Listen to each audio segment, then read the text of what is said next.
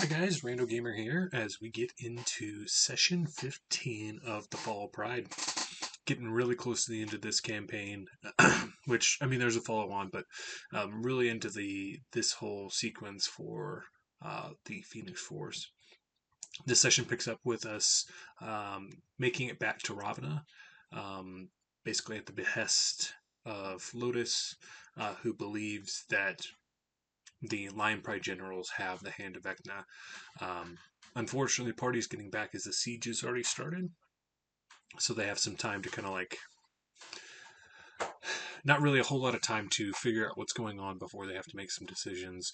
As they move in on the city, they seek out the Lion Pride generals, kind of splitting the forces to kind of help with defending the city as well as figuring out what's going on. And then it kind of breaks into some war sort of theater of the mind sequences for the party as they begin getting involved in the siege itself and doing what they can to protect the city. Overall, a very good session leading into a climatic battle in the following session. So, hope you guys enjoy. If you do, feel free to like the video. And if you really like my content, you could always subscribe and get, notifications of whenever new videos are coming out. But without further ado, session 15 of The Fall of Pride. To shit on him to see if we can get him a little more human and more coherent in what his state is currently. Israel and Lotus kind of beef it out towards the end of that as well. Those are my personal notes. It was revealed that Nizram is in the abyss. Oh, Lotus also drops a hint, wink, wink that it is that the hand may be in Ravana, with one of the 7 Lion Pride. And so all of us were kind of figuring out who that is. And then the only thing I have left is we traveled down and we were to the outskirts of Ravana. So that's pretty much what I gathered. Yes. I will say one big thing there. It was slyly dropped that Ravana may be under siege at the moment. Yes.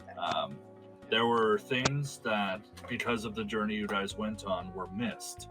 You guys never really went back to meet up with the army. You did convene with them before leaving on this trip, but didn't join them in the escapades following your return. So it seems in the time that you had spent trying to locate the compass of location and the ancient black shadow dragon, events took place within Ravana that were unexpected.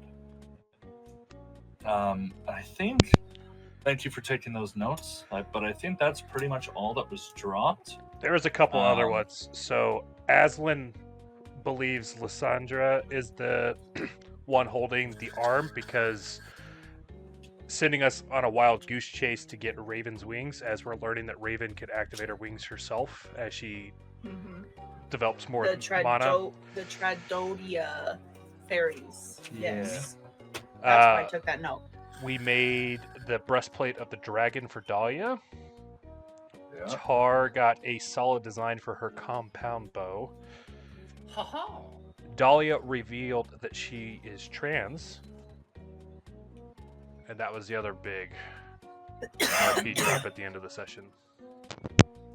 Which was so cool because that was that was detailed in her backstory, prior to this campaign even starting.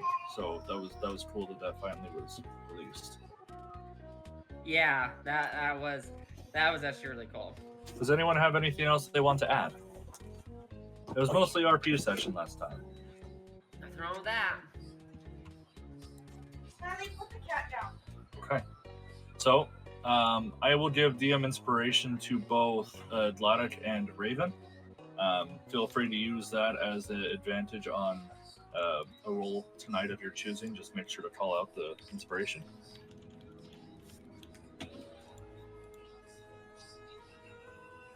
And let's see. Did we ever come up with a stat sheet an item description for the breastplate and the compound bow? I don't think we did. Compound Okay. bow, no. The breastplate should already be in Dahlia's inventory because I created it. Okay. Let me look if she Um, added it or not. But I could whip one up while we're, and then I can just send it to you for approval. Yes, but I do want it to be based off of strength.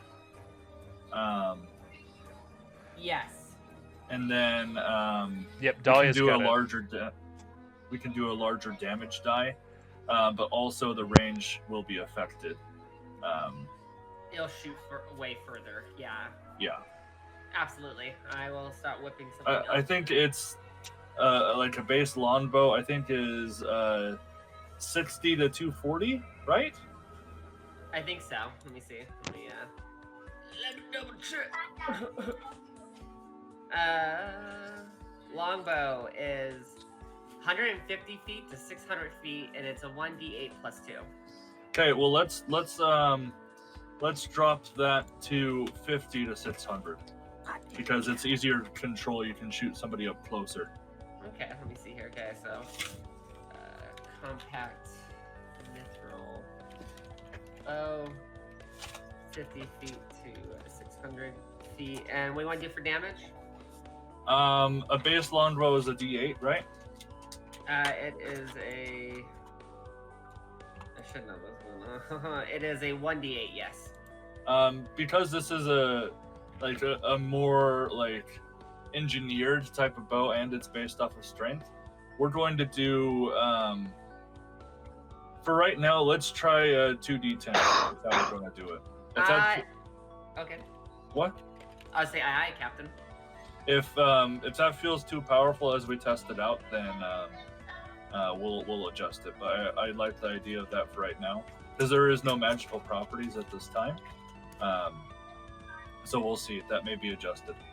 Cool beans. Okay, and then I think that's it. Okay. Evan, would you mind playing something like kind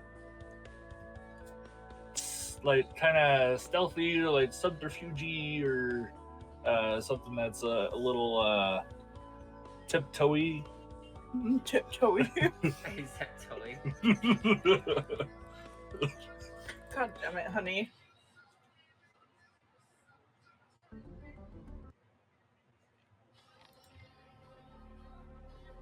Okay, I like this. Thank you.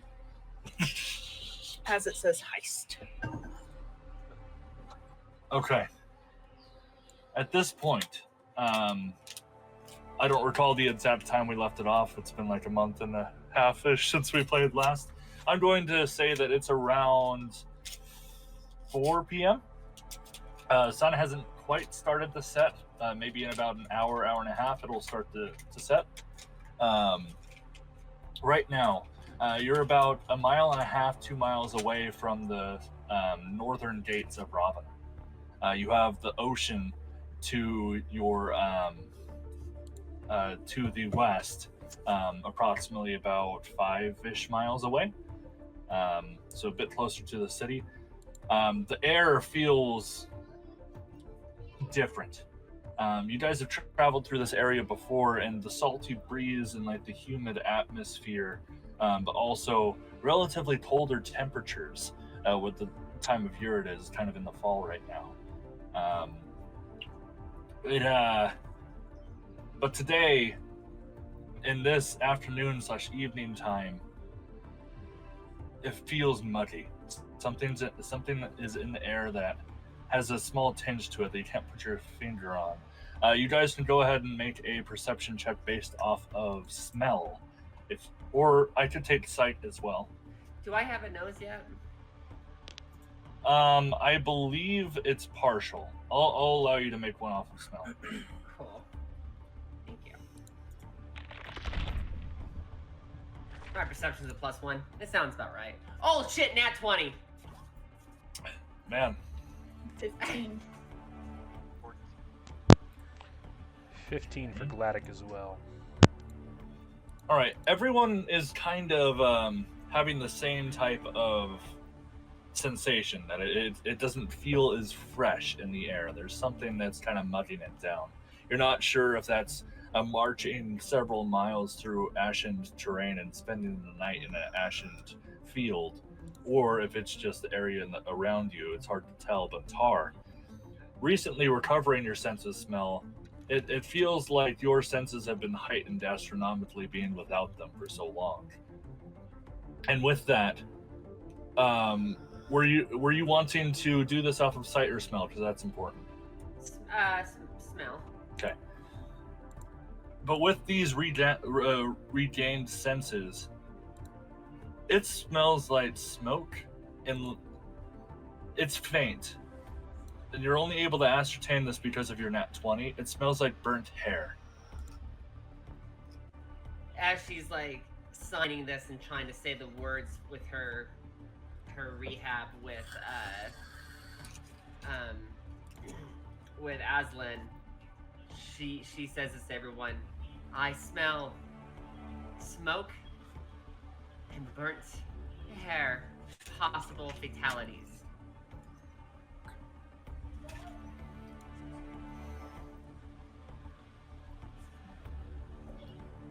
Is it prominent or is it just? At least the smell of hair is faint upon the wind, but the. Well, I was asking Tar. Sorry. Go ahead.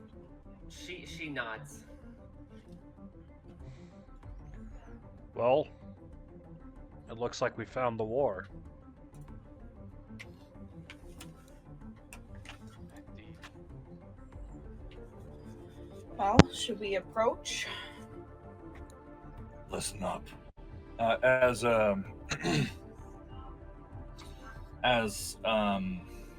Jesus. Lotus? As Lotus stops the group. I don't know how things have proceeded so far. If we go in there, you guys will be accepted, but I definitely will not. And from what I have heard, it doesn't seem like either of you really know what side to fight on. It's wise to jump in there without thinking.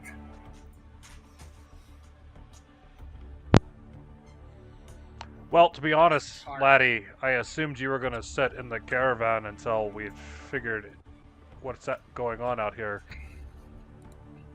You see like a little twinge, like as like veins protrudes a bit from his head, and you're right. He says begrudgingly. Well, I mean, if he wants to go in, I have means to at least get him in for a little bit. What do you guys think? Still keep him there? You can bring him. I can help as well.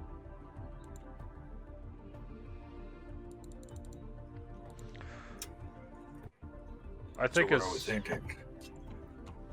as long as we keep him out of eyesight, or at least the apparent perception of the generals, I think that'll work.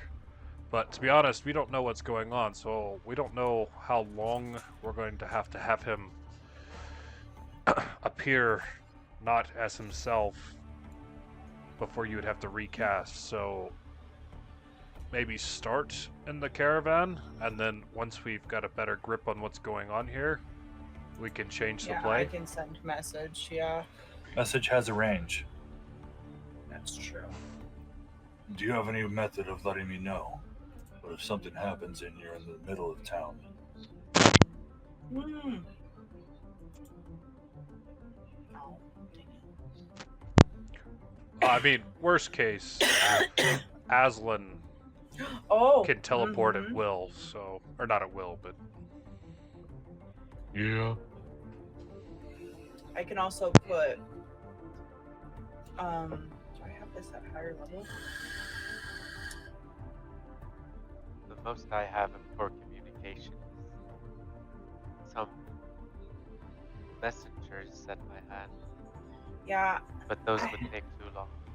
I That mean, might I have work. magic mouth that I can put into an object close to him, and then when the trigger is when we need him, we can say a code word and it'll be set off. What's the range on that spell? It's 30 feet. Okay. You said you may have connections within the town.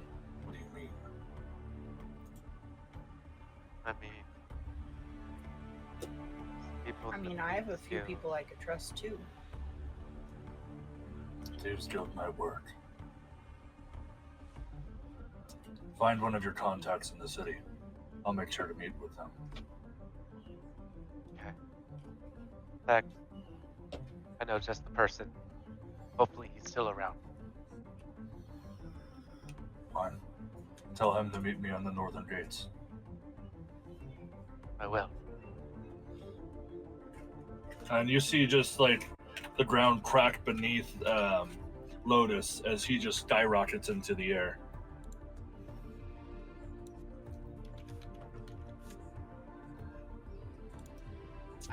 Tara's gonna use her summon animal ability as a green glowing pterodactyl form underneath her feet as she's gonna take to the air with her bow and tow. Okay. All right, everyone else, what's the plan?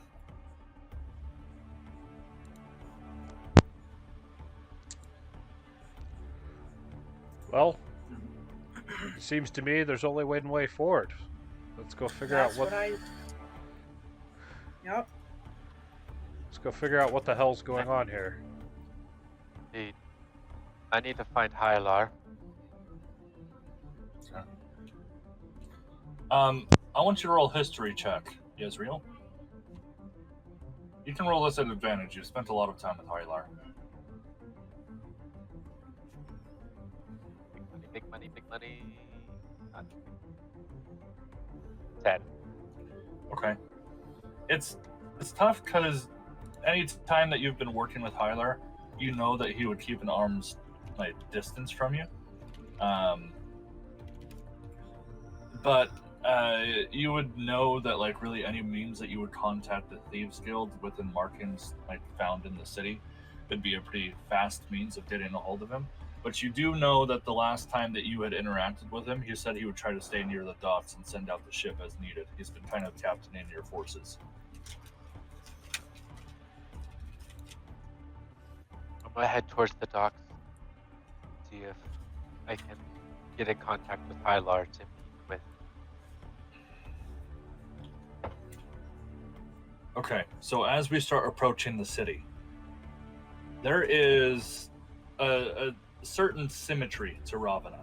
It's split up into 7 main streets that are named after each of the 7 Lion Pride generals. Each of them, each street is basically their own faction within the city. And that's kind of how you find your way around. They all come to a peak at the palace, and then at the bottom end towards the dock, all 7 streets end at that bottom area, and that's kind of where one of the biggest like trade centers are, as well as where all the ships dock and resupply. It takes a while to go through the town, but as we start getting into the gates, Tar, because you were flying up in the air, go ahead and give me a perception or investigation check, just to kind of get an idea for the scenery or the events. Wait, say that again. I apologize. No, you're fine. You can make a perception or investigation check because you're flying up in the air, like kind of ahead of the party. Well, they're both in that one, so we're gonna do perception. It's tough. 15. Oh, sorry. I was just saying both were +1. I apologize. I see. Yeah. Okay.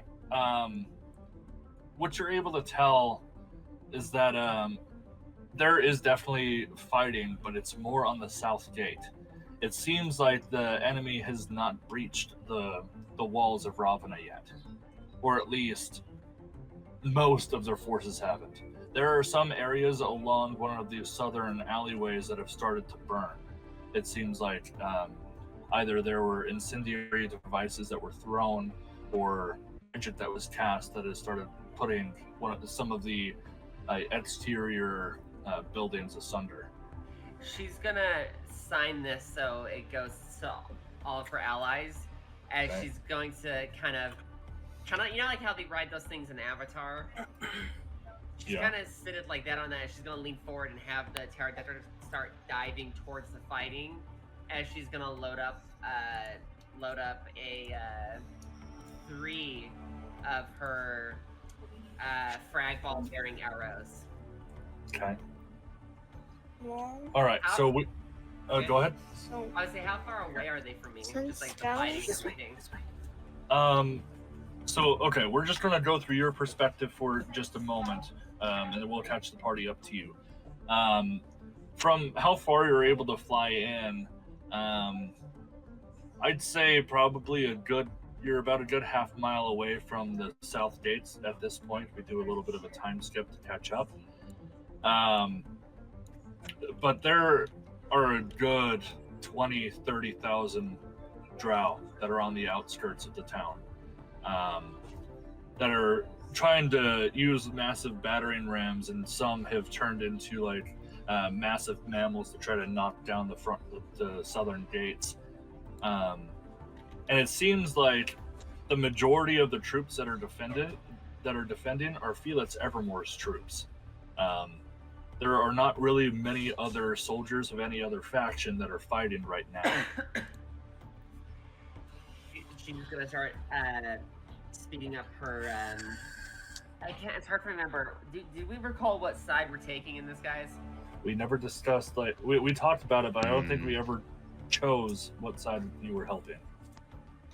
She's gonna also sign as she's heading there. As she's like, fighting is happening. People are dying. We need to pick a side now. As she's rushing towards the fighting. Okay. So right as you're about to show up to the fight, we're gonna catch the party up to the event. So you guys walk into the front gates, and it's just smoke.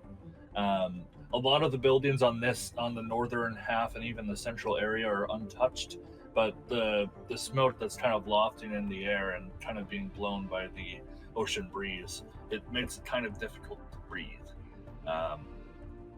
But for right now, it seems that most of the citizens on this section of the city have been evacuated.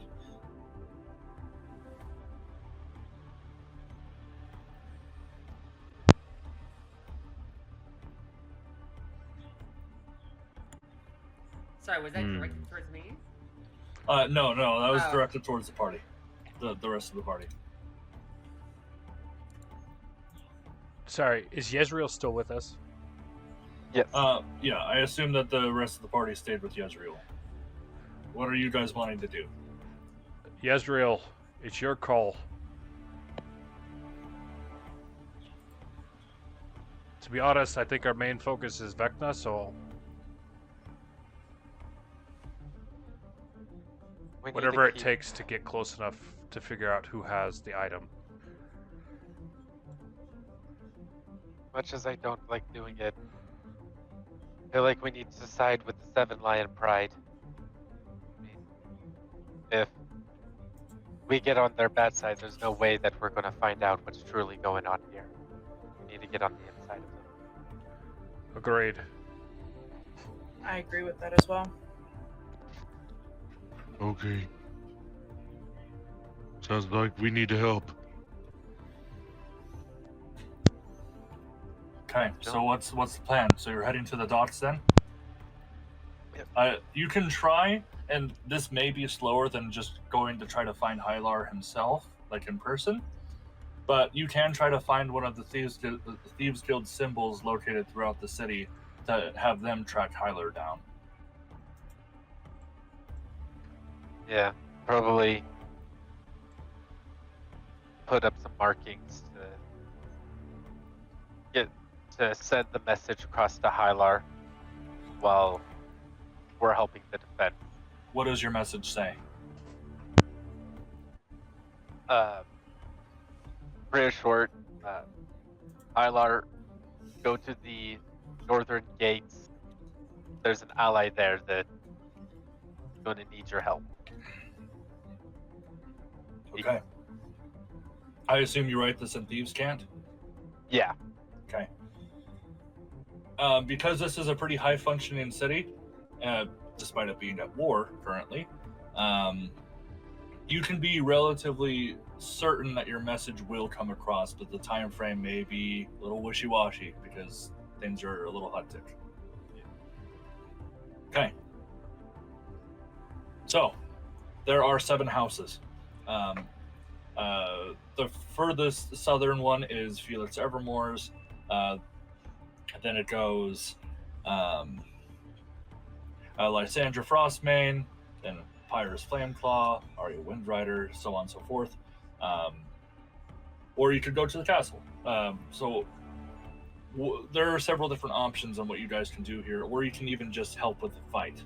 What are you all wanting to do?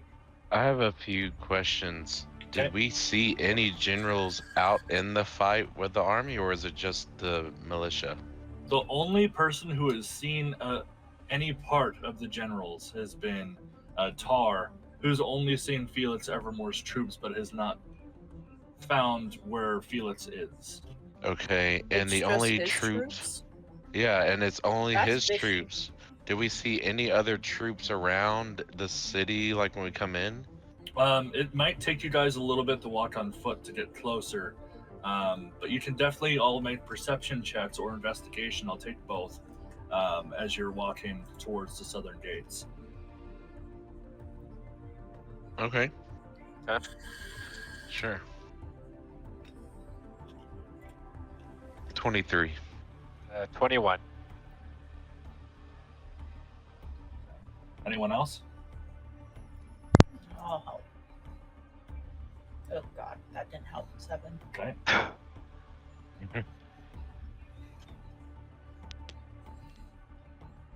Yeah, it's only a 6 for Gladdek. Okay, I would guess that Raven and Gladdek, you're, for more or less the same reasons, are a little on edge. Gladdek, you're trying to make sure that you're able to protect as many people as you can and trying to keep your eyes fixated on the important things. And it's hard to focus on anything, like, aside from that. And Raven, like, with the information tossing through your head how you may have been, like, betrayed and seeing, like, all this destruction, it's a little flustering. But for everyone else, taking a look down alleyways, you see little glimpses of Arya Windrider. She's one of the Bardic general of this city, and you see some of her troops trying to run down alleyways to find citizens to try to evacuate them. It seems like they're doing a final sweep of the city. Okay. But that's really the only other soldiers of a different faction that you've been able to find. Okay. Aslan will kind of, make note of that so everybody's aware in case. Well, it looks like we know where one of them is, but the rest I'm not sure. Maybe we should check the castle, find the wizard guy and the rest of the generals. If we don't, we should maybe spread out and search their manors. If they're not here, then I think we've been had.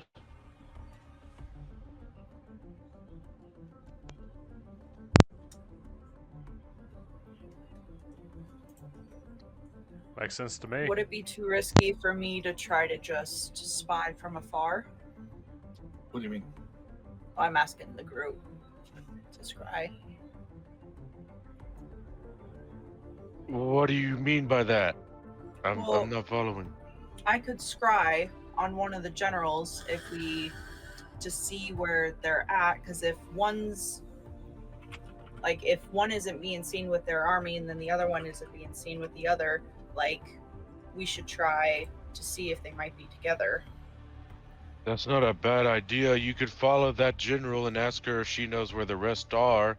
While you do that, we could head towards the castle to find the rest, and ask why they're not at the front helping their men.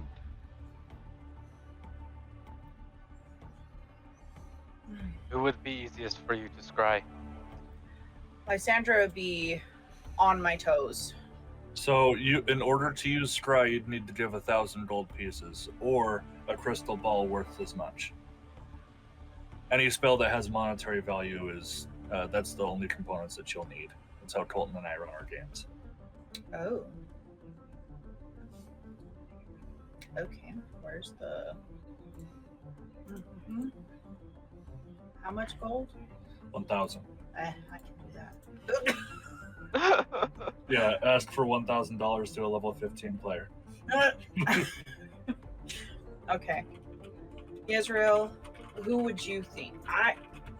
What's telling me is I need to do Tuck. Like, right? No, Felix. Felix. I agree with that. I feel like Felix is kind of the top of our list right now. Okay. Alrighty. It will take 10 minutes for her to scry. So we can So walk if you as guys want to start walking, you can have somebody carry Raven. But I'll just sit on someone's shoulder, whoever can carry. Aslan's not Yep, go ahead, speedy, Aslan. but he's large. I mean, Raven is a fairy, so Oh, that's right. Yeah, I mean, Aslan during this time would try to make his way to the castle. He wants to specifically find the wizard. so everybody's heading to the castle. I'm gonna cast that. All right, Tar, Aye. you start flying up, bearing your bow from above, riding your pterodactyl. And the closer and closer you get, it's a very impressive formation, what Felix Evermore's Honor Guard has been able to put up. The Honor Guard has kind of been posted up against one of the more structurally sound houses close to the outskirts of the town. It doesn't look like to be any type of barrack, more like a fortified structure that, if burned down, would still have a solid foundation. Okay. But his Honor Guard is kind of blocking that doorway, but a good 15,000 troops are lined up on top of the wall, belting down arrows and lining up the streets, preparing for the inevitable break of the gates. They've accepted that they're not going to be able to push them back, and are trying to put together several pincer formations to catch them as they come in. How many Drow are like grouped up together in front of the gate? Is it pretty clustered? It's not as organized. It's almost the polar opposite to Felix's forces. It's all unorganized, but from your count from before, you can try to get a closer approximation, although it might put you at danger to being shot out of the sky. But from your current position, it's probably close to 30 to 50,000 troops outside of the gates. Okay, is there any places that have like a large body of Drow together, like a cluster of groups? The fronts of the gates. There are like very large, like hardened stone columns that are being used as a battering ram. That's a good 30 Drow are having to hold to carry it, and then you have a pretty large group of infantry that are kind of surrounding and protecting that area with like shield wall. As she's pulling back on her bow for the first time, and the two wheels start to turn as the three arrows go back and are lit, armor-clad style runes start to glow on the bow as it hums, as if it was praising her might for drawing such a mighty bow. She's going to fire all three arrows into the cluster at the front of the gate. Okay, so I'm not going to have you do damage rolls. That's fine. I want you to describe theater of the mind in a realistic way, how that would affect the things. So please. Perfect. As she launches all three, the bows go shooting, the arrows go shooting through the sky, and they actually have each, because of the magic of the mithril gear, each arrow has a silver streak from behind them that's like it's cutting it, marking its way through the sky. All three frag ball bearing arrows explode just slightly above the horde of people before it even touches anyone. Sending out frag balls at high rates of speed in so many directions. You're able to take out a pretty large chunk of some of the forces in front. Like maybe like around 10 or 20. With 3 shots, it's a lot. But the most impactful part, as the ball bearings shoot out, a lot of them are able to roll underneath the people holding the battering ram, and it collapses. You hear the screams of men that have broken legs from the columns falling onto them. But it's easily picked back up, and they try again. You've impeded the ram, at least. They're having to get new operators and are having to move more slowly because of the ball bearings. She's going to use her action surge to fire 3 more. As she pulls 3 more and pulls it, she's aiming her 3 more ball-bearing arrows directly at the ram itself. As she's going to let out a war cry, and fires all 3. Cool. Again, directly at the ram. Okay, it's hard. It is a hardened stone ram, so you're able to deal damage with the ricochet of all these ball bearings, but your arrows don't seem to be damaging the ram itself. But as you start shooting from above, now taking your second volley, the infantry has started to pick up of the looming threat and have started putting up their shields next to the people holding the ram. It seems like your second flight of arrows has been more or less blocked, and they're now prepared and starting to shoot arrows towards you. Perfect. How close am I to the ram? So we will. So this is taking place as you guys are forming your plan and walking towards the castle. Oh, okay. I'm just catching her up to what's going on.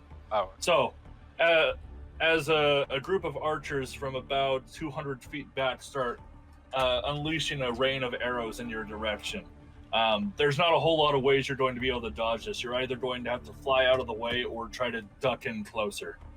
She's going to basically, as she's in that crouch position, holding the spine of her summoned pterodactyl, she's gonna have the pterodactyl close its wings and go like almost in a spear shape, as she's gonna like squat very closely to it to decrease the surface of shooting possibility. What's the term they use when you're Aerodynamic?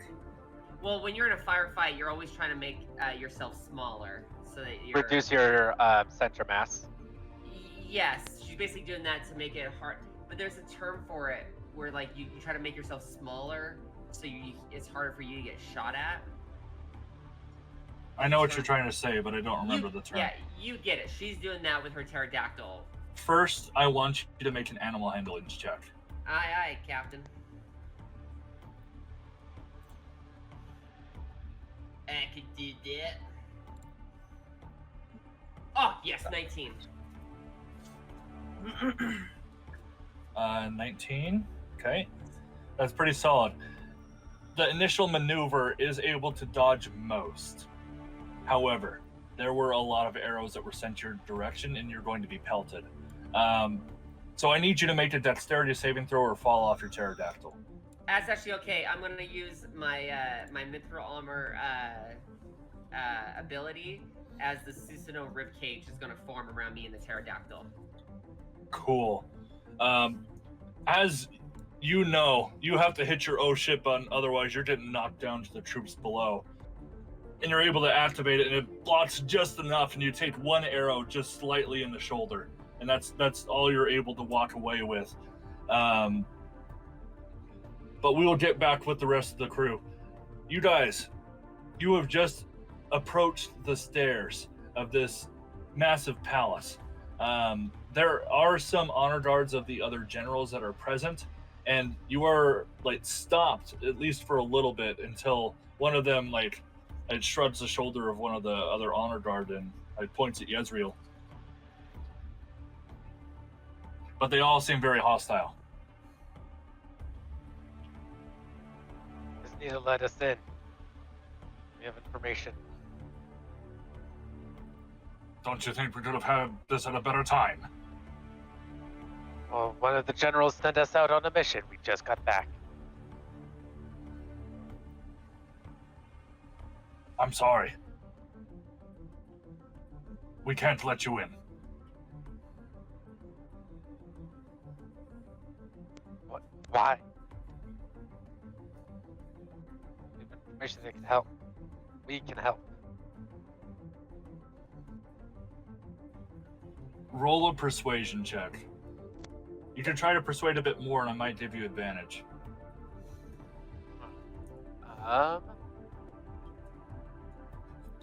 Or someone can help.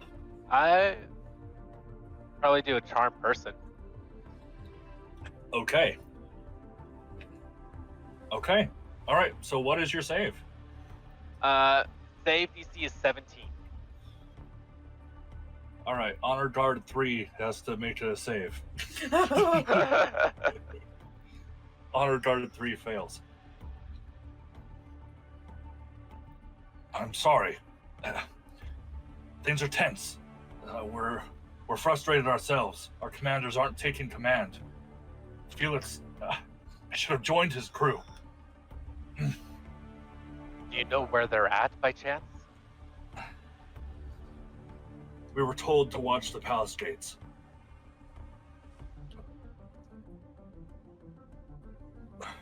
The lord of this land and the generals are speaking. They've been in there for almost 13 hours. How long has the battle been going on? They breached the gates at about 8 o'clock this morning. So they've been in meetings since almost this exactly started.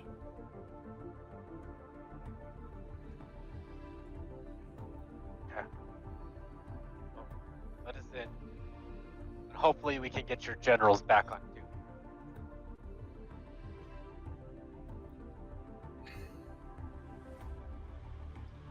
I hope so. A lot of our troops are disappointed in you. They were expecting to be led in charge. Right? If the general sent you out, then you have my support. Please, quickly. As he kind of pushes the other guards aside and lets you all pass. Aslan will stay behind in case Tar needs help, and will actually head back towards her location. You still have Raven. Do you want to hand Raven off, or Raven, do you want Aslan to still have you? I don't care. I'm in concentration mode at this point, so I'm trying to. Okay, we're gonna get to you next. So I'm asking who you want to be with. I'll stay with. I'll go with the people going in. Okay. Who wants to take Raven as she's concentrating? Glad I could do it. Okay. Aslan, we'll get to you in just a moment. As you proceed to open up the main gates, Raven, your mind all of a sudden leaves your body, and you get visuals shooting straight into the sky, and almost like you know exactly where you're supposed to be looking. There is a fortified defense that is right outside of the southern gates, where you are just pelted down, and you see it's hard to hear. Let me just make sure I'm reading This is straight. where Felix is. Let me try to.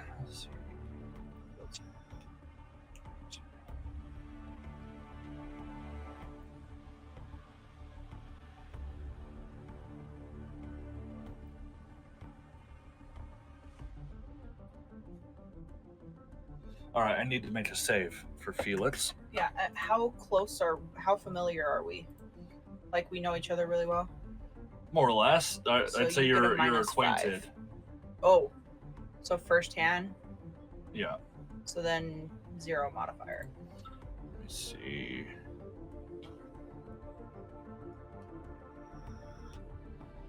Yeah, 0, and then. And you don't have anything of his, do you? No. But you know his likeness. Oh yeah. Okay. So. Your modifier is reduced by 2. So what is your save? So it'd be 16 then if it's Okay. reduced by 2. Okay. You are able to go down into the sights. Let me see here.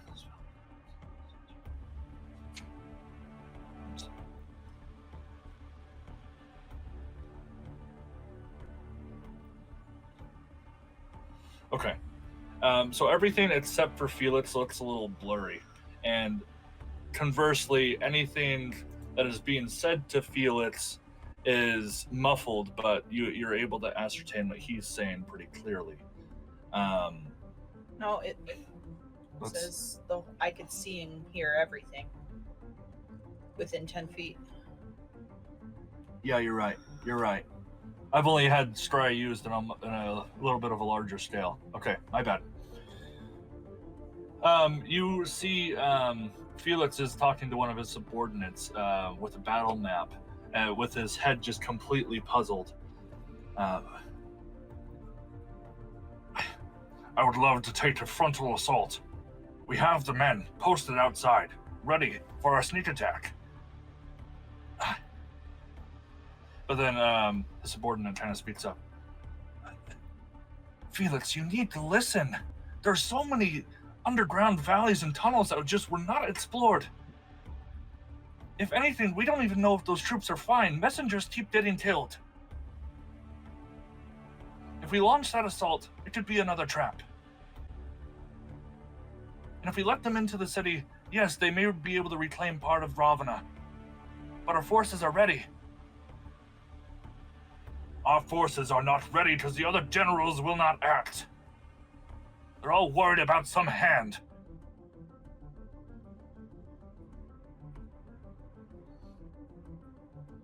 And although you technically have more time, that's what I'm going to give you. Okay. I'll say that they continue to ponder. Like, it basically, the sense you're getting that they have shit in both hands and trying to decide which one to smell first. What a great saying. Yeah. Okay. So we're gonna cut to Raven and the rest of the group. Gladdek, you start feeling Raven start to stir as you guys are approaching where you assume this meeting is taking place in one of the larger conference chambers. So I start waking up and I open my eyes and look to Gladdek. I'm like, thank you. I thought I was on Aslan. With a slight, light-hearted chuckle type thing. And then I tell the group, I'm like, Felix is actually down at his station. He's not even in this meeting. And he's trying to do a full brunt attack to prevent pretty much inevitables. And there was another, it was like his hand person or whatever, his assistant, was saying that they should be using the tunnels instead, the unexplored tunnels. And then Felix was ranting about the fact that he's ready to put his troops up front while everyone else is worried about some hand, were his exact words. Who doesn't know about the hand? He knows about the hand, but it feels like he is not occupied with that and has no interest in it. He wants to protect Ravana. Put some lower on our list at the very least.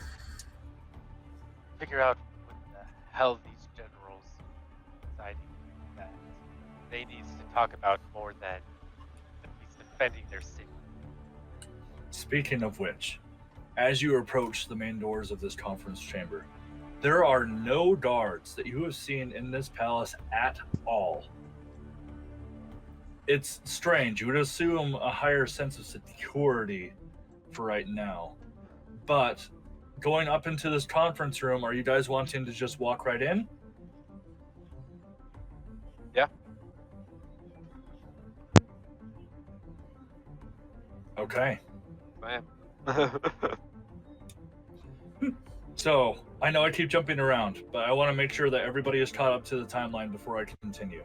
Aslan, you spent the time walking over to the southern gates, and a couple of Felix Evermore's guards recognize you, kind of.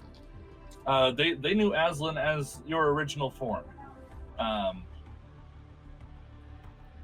but they recognize you because there are some troops that have joined Felix's station from Aralas.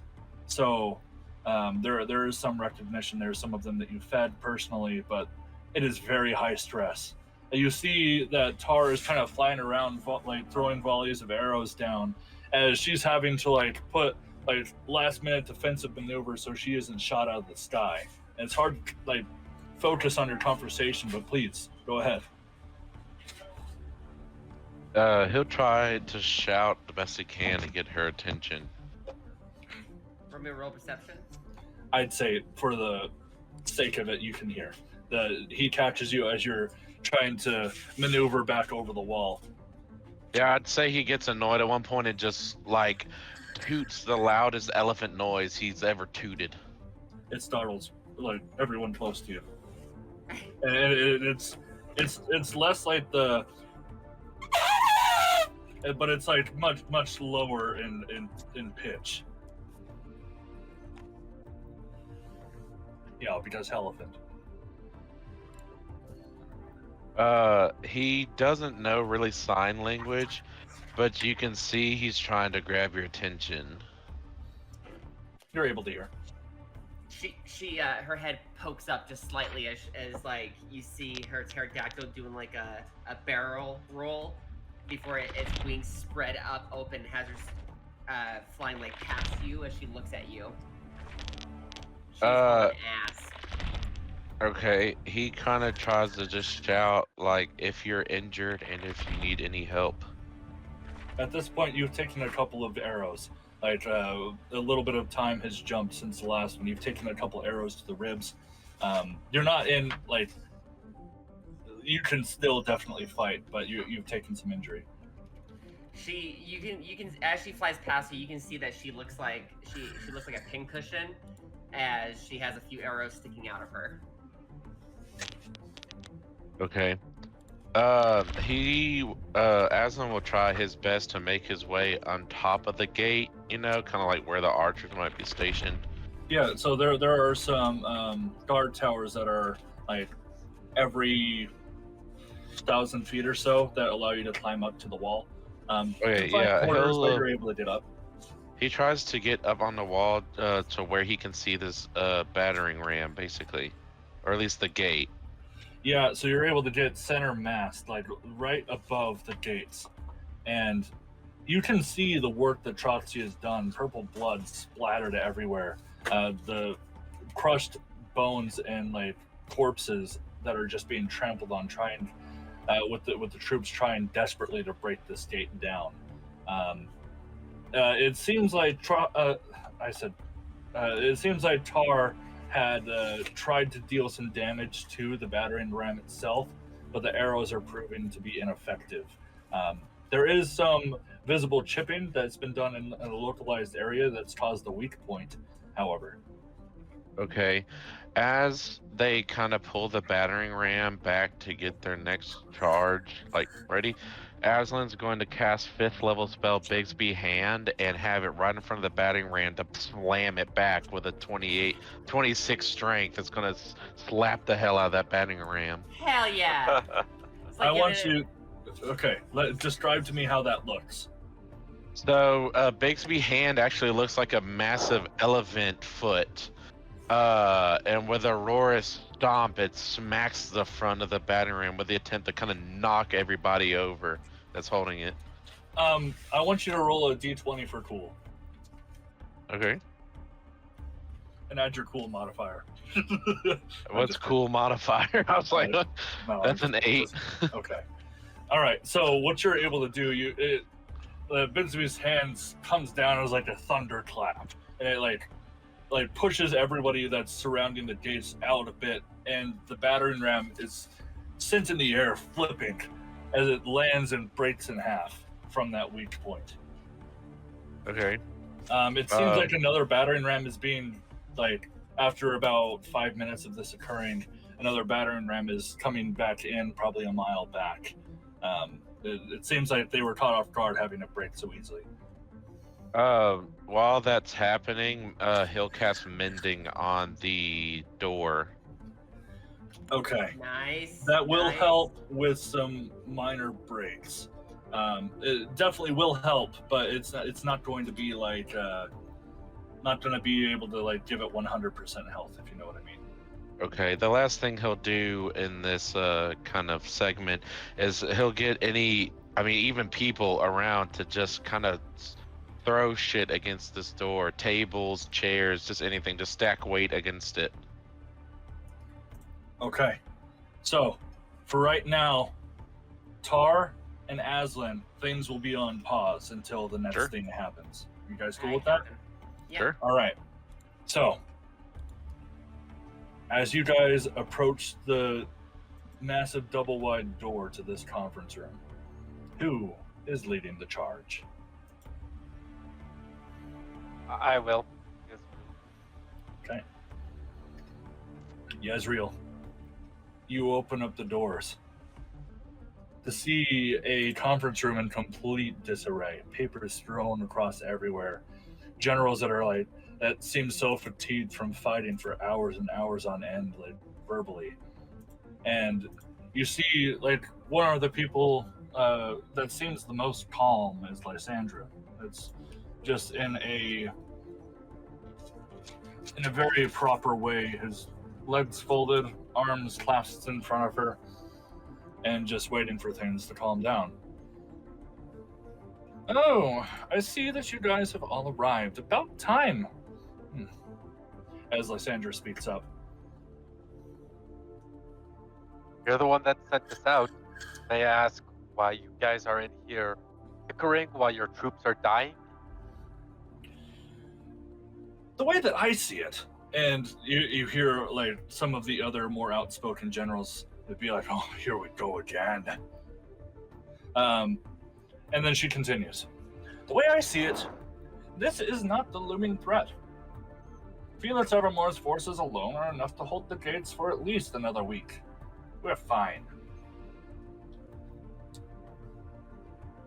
I Okay. don't know about that one. As I speak up. Do speak your mind. He feels everyone should be working together. Oh, he's just butthurt. He has control of all the forces. Or at least that's what he said he would try to do. I assume that's not the case. It is 7 generals worth of forces for one general to command.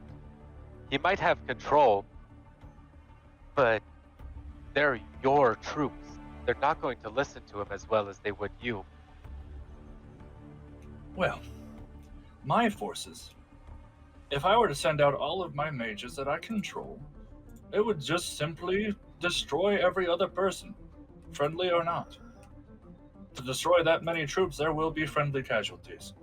And I see that as a last-ditch effort.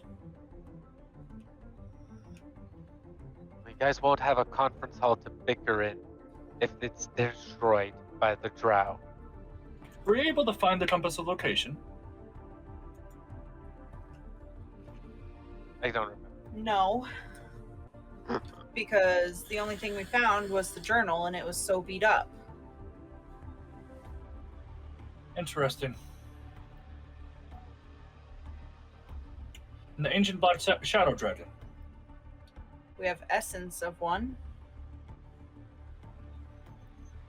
How does one have essence of a beast so large? Very carefully. Amusing. You hear one of the other generals pop up. Pyrus Flameclaw, one of the barbarians. She kind of, he kind of just pounds the table and ends up shattering a bit of the marble. Listen, I can't abandon Felix anymore. You're worried about this Vecna, but they weren't even able to find the thing that you needed to find the item in the first place. Or at least that's what you tell us. See, with a very accusatory tone towards Lysandra.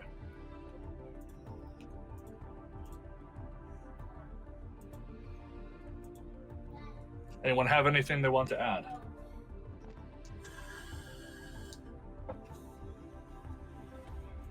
Not really. Okay. Lysandra, not Lysandra, Orion Ironclaw, the fighter general. He more or less seems a bit more calm than the others. Just basically said, "Oh, who's that? That's Oh, is that Nick? yeah. Router went down, getting loaded back up right now. Okay, we'll catch him up." I agree. If we sit here and continue fighting, yes, Felix will be able to hold the line.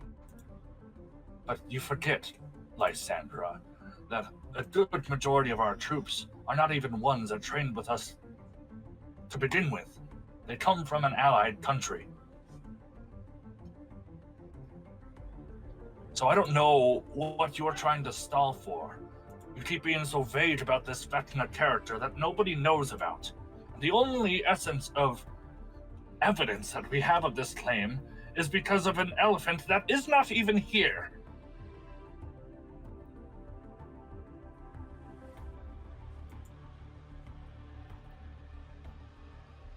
Lysandra looks over to the group.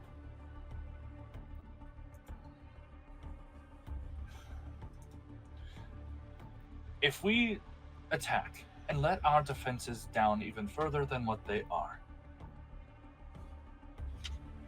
and the hand is able to be found, we are screwed either way. If we're able to put our heads together and find out where this hand is at,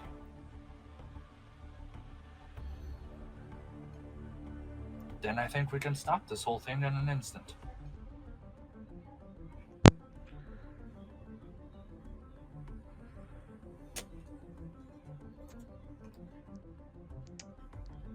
But the ranger, Saphira Styrene, speaks up, and she just kind of looks a bit seems a bit skeptical at what she had just said. Why is it that everything would be okay once we find the hand, Lysandra? It seems to me that we wanted to find it to ensure that Vecna was never summoned. If we were to have it now, how does that give us any kind of protection whatsoever?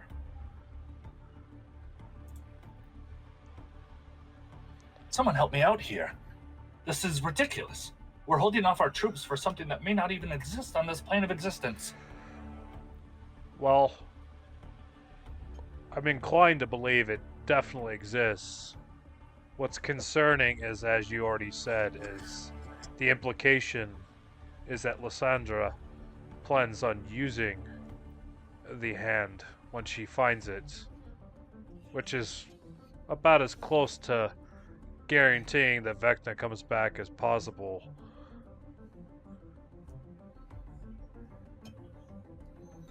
It seems like you group of adventurers are the only bit of information that we have, aside from Lysandra's own claims on Vecna himself. Hell, you traveled with an individual that has one of the items in him already. And we've already reaped the benefits of what it means to have an item of Vecna in use. Be more clear, dwarf. The elephant, Aslan, doesn't always have control of his body anymore. Because Vecna wishes to come back, and he now has part of a vessel.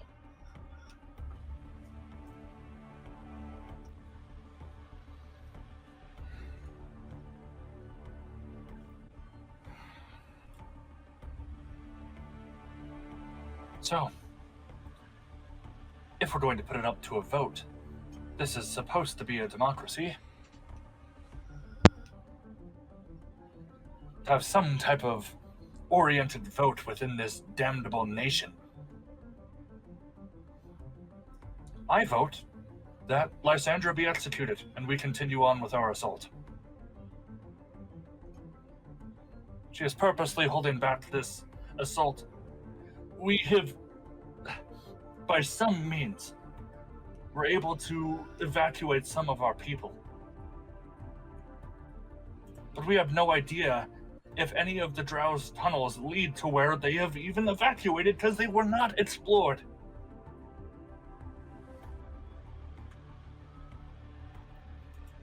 If we're going to continue to sit here and stall, I cannot stand here any longer. And this seems to rile up the majority of the generals. Lysandra speaks up.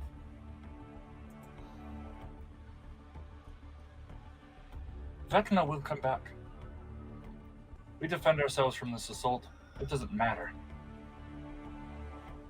The eye has already been found. It's only a matter of time now before he is revived. We may be able to save our city, but once we do, it will not be safe for very long, and we will have no protection or knowledge about it.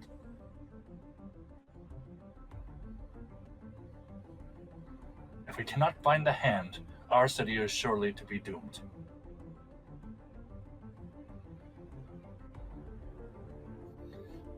So, what is the party going to do here? Shit, man, this is. Yeah.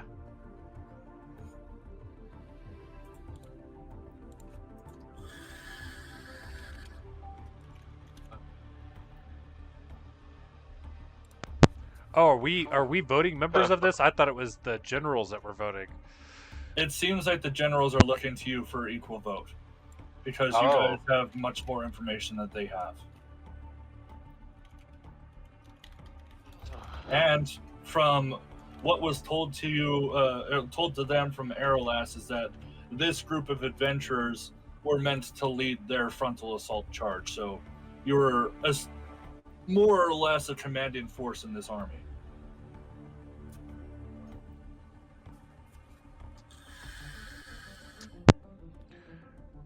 Well, I'm with Israel just got out of hand really quick. Indeed. What did you say, Raven? I'm going to speak up to the group. I'm with them. I've been lied to. I've been manipulated. I've seen more things than I ever have stuck in a room being a chore boy. I'm inclined to And agree. where she was so willingly, she gave some caution, but not grave caution, and prevented it from happening. She willingly put the eye in Aslan. So she already had picked her victim at that point. I'm inclined to agree. Because if it were not for her, we could have at least been here, leading the troops to some extent. Exactly. If she didn't make us go out on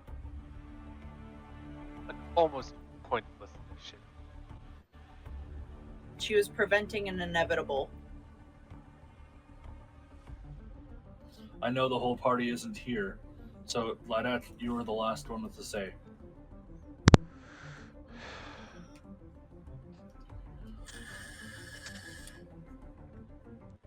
Well, I don't necessarily say execution is the right way. We do need more details from Lysandra. It's been heavily implied that someone within the Lion Pride already has the hand and has been playing both sides. Everyone looks at you with a deep glare. That is a strong accusation to make. Says the group of fucking leaders sitting back here as their men die.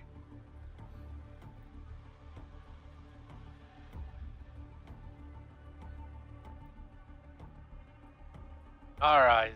None of you look at this. I missed that, Nick. What? in our eyes, at this moment, none of you look innocent.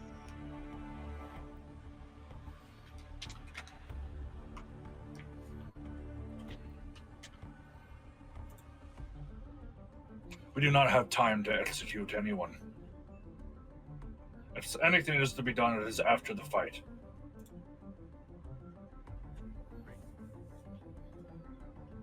You see that all of the generals except Lysandra and General Tybalt Stoneclaw, the cleric, are the only ones who stay. The rest go out to join the fight and start rallying calls to their respective armies in their own base camps.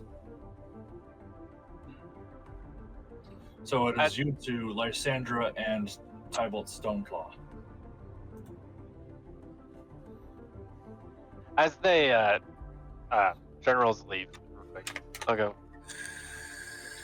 Speak to Felix if you can. He has a plan, but he needs your help. They all turn and nod.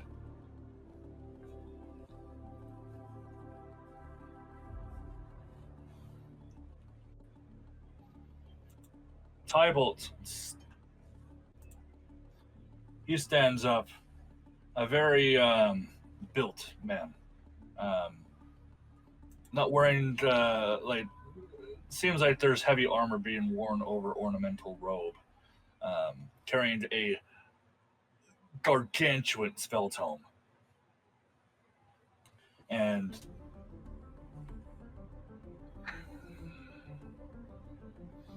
so much is yet to be unknown with this entire situation. Whether it be the life of Lysandra or the life of our entire people, there's not a guaranteed safe or morally righteous way to go about this. Lysandra, you bring up several good points, that there is a looming threat, but we have immediate threats to take care of. I want it to be known, Lysandra, I support you, and I will prevent your execution. But right now, I will save our dead. I can only resurrect so many people, but I will make sure to get our officers first.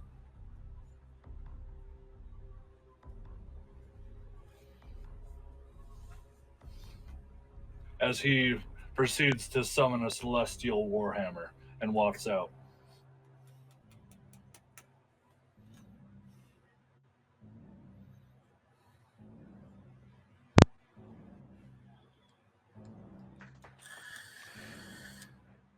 Well, I think it's time we met back up with Aslan and Tar. It Agreed. seems whatever we came to Let's achieve. focus what's more important right now. Let's go help. As Yezreel turns around and walks out the door, not giving Lysandra a second look.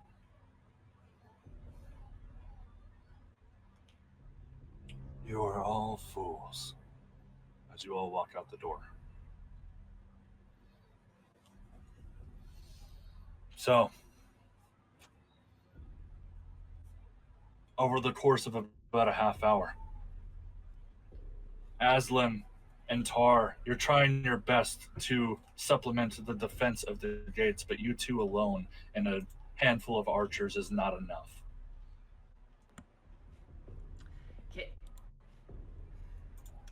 Is the ram still heading towards the gate? You've taken out 3 rams at this point. But Yeah, it seems I'll- like the numbers just keep regenerating. I'll go ahead. She's going to put her bow on her back as it kind of like folds and goes small, just naturally as she puts it into the sheath position. As she clips it on her back, she aims her hand at the other group that has the ram. As she grabs her left hand, grabs her wrist as she outstretches her right arm, aiming her hand at the group. As mycelium starts to grow out of her skin, as she starts to chant in a druidic tone, she says, "Wither and bloom." As small black fungi grow where the current ram is at and let out a very, very slight green, it's all nearly invisible gas, as everyone in a 10-foot radius of that ram has to sorry, hold on, see, I had it. I'm not going to have anyone make any rolls. The things that happen in war are theater of mind as of right now. Oh, fair enough. And it's going to do necrotic heavy 2d6 necrotic damage. Okay. Like I said, no need to roll. Tell me what happens to the immediate. Fuck it. Okay. They all start to kind of scream as their skin starts turning like ashy white, and these green veins sort of kind of show on their faces, hands, as people are just curling up and screaming and then just falling over dead as the gas is pouring out from these little black mushrooms that formed underneath the ram. Okay. Cool. Yes. The two of you just sweating with your minds just strained, like massive migraines just from like constant exertion of spells and trying to keep this amount of forces back. You both turn your head to see flying colors of 4 different generals approaching the southern gates. And horns start to blow up in the distance. At this point, the sun is starting to drop. The sun starts to set. In mind-numbing suspense, as the other 4 generals go into Felix Evermore's huddle to try to strategize, the sun drops over the horizon. And all goes silent. The Drow are very hard to see as a fog starts to approach the southern gates. And in the distance, I'd say Gladdek, Raven, and Yezreel, you all are just a little bit ahead of the charge and just about to walk up the wall to meet up with Tar and Aslan. You hear a very loud, demonic screech from the distance. As one figure in a demonic bat form flies up into the air, joined by many others. Vampires have joined the fray. We're going to take a quick 10-minute break. All right, guys. Well, is there anything that needs to be said, like meta-wise, before we get started back in? Because boy, oh boy, things are not slowing down. All I'm saying is, Tar is nothing but on site with this motherfucker. Like we're about to see her unhinged warrior side. Now, I do want to give a warning as a DM. Be careful what you do here. There is potential for TPK this session. So, strategize, right? Work together, and you guys will make it through it. We got this. Oh, okay. It's going down, guys. It's going down. It's on site with this motherfucker. Leroy Today. Jenkins. Gotta give it a hard battle cry. All right. Aslan, I sent you 2 tracks to play. Go ahead and pick whatever one you feel like you like the most. Let's see about it. Oh, why did you pull it over here? I think this one fits the best at the current moment. Okay. The sun drops from the horizon. Fog starts to loom closer.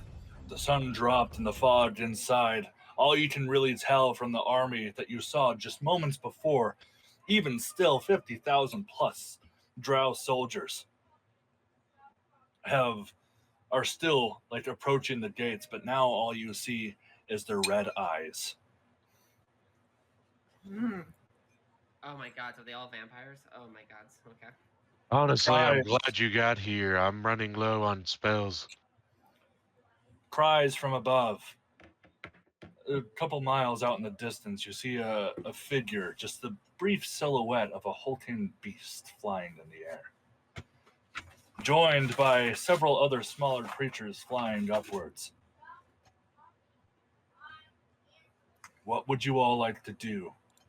As horns are starting to be blown from the commander's uh, uh, station there in that fortified structure outside of the wall. Tar's going to pull up on the pterodactyl as she sees. What's the vampire's name again? Thaddeus. You Thaddeus. don't know for certain that it's him. He is way too far away and it's dark. But you can assume that it's possible.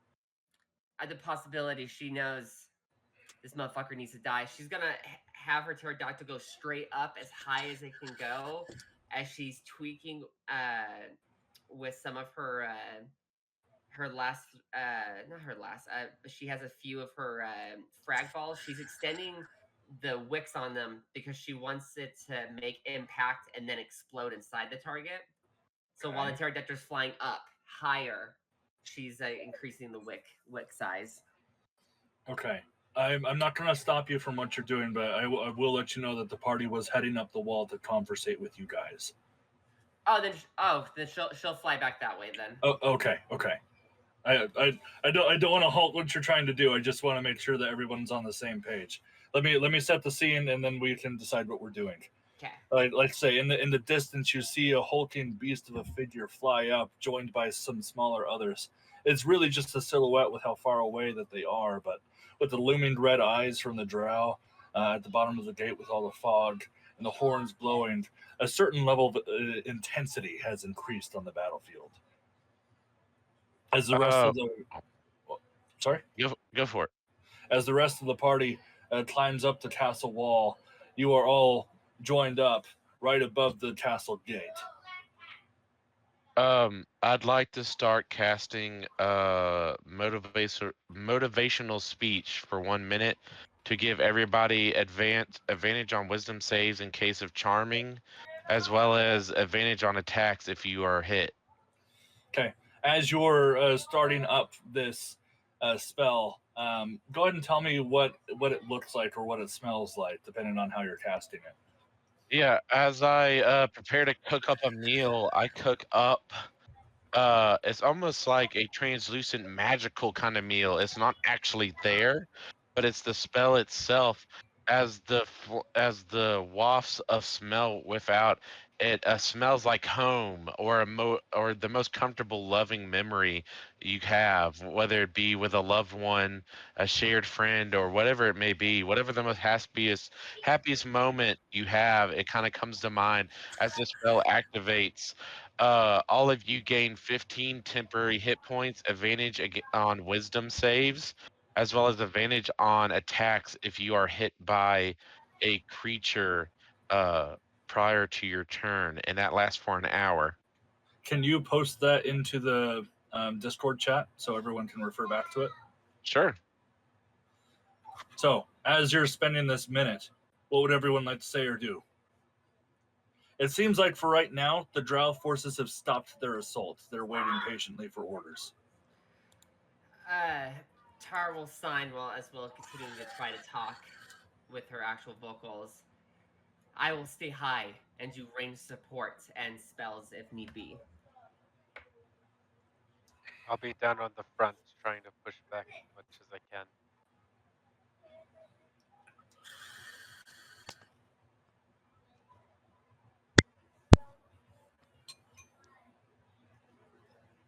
I'll stay here and try to hold the gate if I can, but if you need support, please stay close and I will heal you.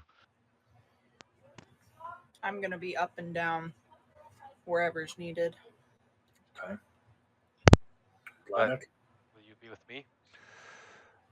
Laddie, as he casts Warding Bond on you, basically hands you a ring. As you slide it on, essentially we're tethered. So you have a +1 to your AC and saving throws, and you have resistance to all damage. Basically, half the damage goes to you, half the damage goes to me. Oh. For who?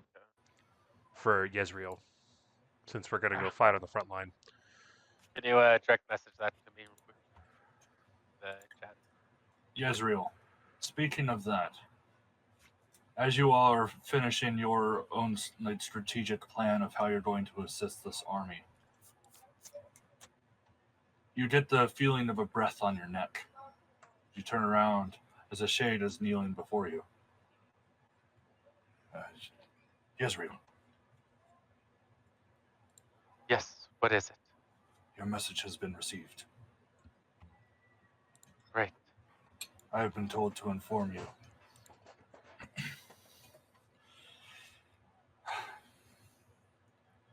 Hold on, sorry.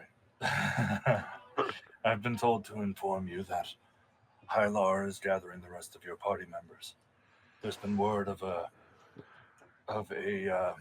eastern assault that is waiting to be taken place. The rest of your team will be assisting in that assault. But Hylar has informed this ally, or at least he will be informing him. But he also said that you are much more useful alive, and that the ship is ready to go at any moment. All right. Good to know, but I don't plan on leaving here soon. Give him my wishes and tell him if he dies, I'm going to bring him back and kill him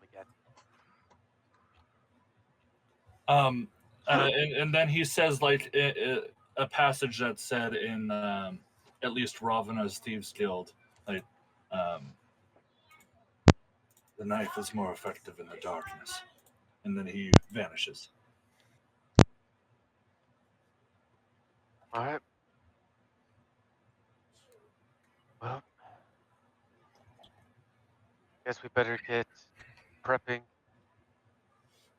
In the meantime, while the fighting has died down, we need to try to reinforce the walls as much as we can.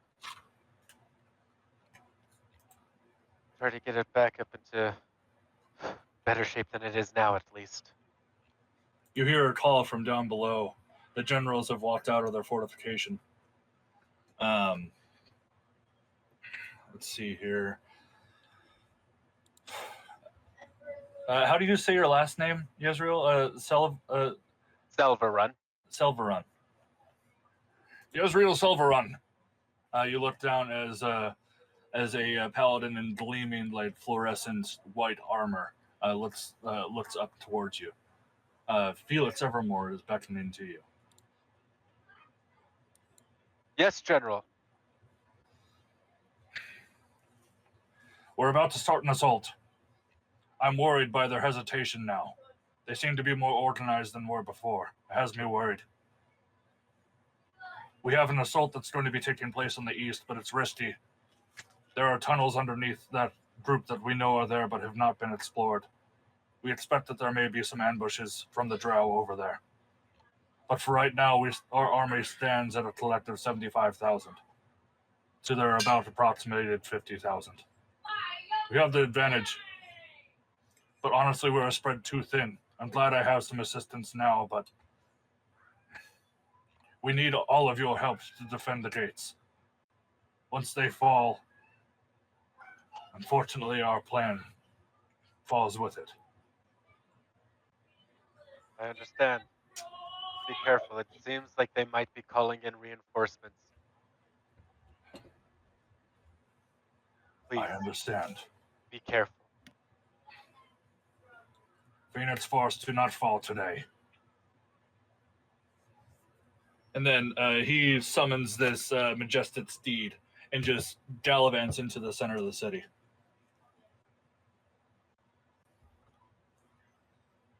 Is there anything else that wants to be done before we get things started here? I just want to say, if we end up dying, I loved you all. Yes, That's it. love Tarp. you too, buddy. Tar puts her hand over her where her heart is and just bows her head as an honorable reply to that. Yezreel will, as Felix leaves, he'll stand up kind of on the wall where all the other soldiers can see him. I know I did not lead you into this battle, and that I should have, but I will lead you through it. We will make through it. But at this moment, I need as many hands on deck to try to repair the wall. And when the battle begins, I will lead the way. And we will take down this enemy. As you're finishing up your speech, I'm more. Oh, go ahead. I'm gonna cast minor illusion and put a phoenix up in the air. Dope. Oh, After he says that. hell yeah. As you're finishing your speech with the visuals provided by Raven, more of the troops start holding this main street and look up to you. Persuasion check at advantage with a +2 because of the Phoenix. Sweet. Where's persuasion? Oh. Thank you. Dirty 20. Okay. All right. For a while, it's silent. But it seems that the nerves have been settled and a monstrous war cry from this army that's building up through this main street just beckons out war cries left and right, smacking their shields, clanging their spears against the ground, urging for the fight. Yezreel, what's the first move? We're going to let you start things out. Aslan, the music stopped for some reason, at least for me. Yeah. Oh yeah, I think I've heard it in a minute. Oh, the stream went down. Weird. Okay. It is back up. Thank you. So, Yezreel, you're going to start things out, and then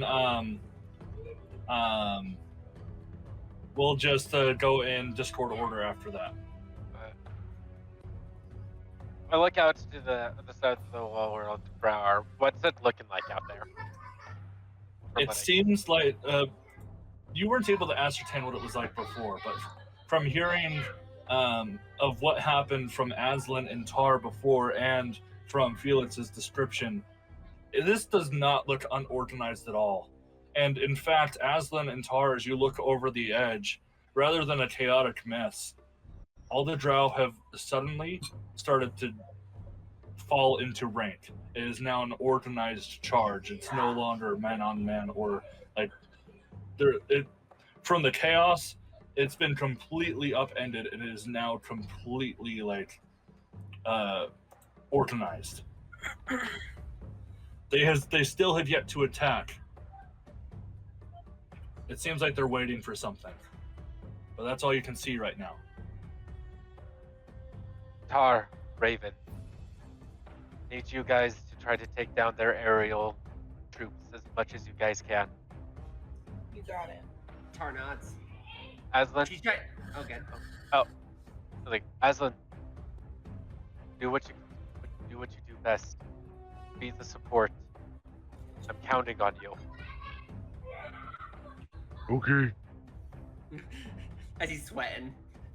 Yeah. Oh, yeah. He's drenching buckets, and there's a little shake in his boots. Gladdek, are you ready? Aye, laddie. Well, let's get down there. I'll give you guys the signal. You'll know it. Tar's gonna look to Aslan and she's gonna put a hand on his massive shoulder. Well, actually his chest because she can't reach. As she signs with one hand and tries to talk. Breathe. Focus at one thing at a time. Do not try to take in the whole picture. Just focus on your task. One thing at a time. Okay. Okay. Support. Healing. Support. Okay. Ezreal Let me walks give- down to the front of the troops. Okay. Now, let me give some explanation to how this is going to work. I don't have a whole lot of experience running war as a DM, so be patient with me. How we're going to do things is mostly theater of the mind. You can still just do the 3 things in your turn, as normal. You don't need to expend spell slots. You don't need to expend any of your features that have charges, right, such as action surge and whatnot. However, you don't need to roll to hit or roll for damage unless if it's siege damage. But, so like for instance, it's going to be kind of similar to how Colton ran things while we were running up to the fight with Radagast. You have a lot of theatric control on what you can do. Just leave it with the limits of what your character would reasonably be able to accomplish. Does that make sense? Yeah. Okay. So, we're going to start off with Yezreel, and on deck will be Aslan. But first, I'm going to... Oh, actually, I'll explain this after this first round. Yezreel, go ahead. And onto the troops. I yell across. Are you ready? Yeah! As you hear like a resounding war cry from everyone. It seems like at this point, after you finish strategizing up on the wall, the rest of the forces that are here to protect the city are about 20,000 strong. That's about all that they could give you for the internal defense.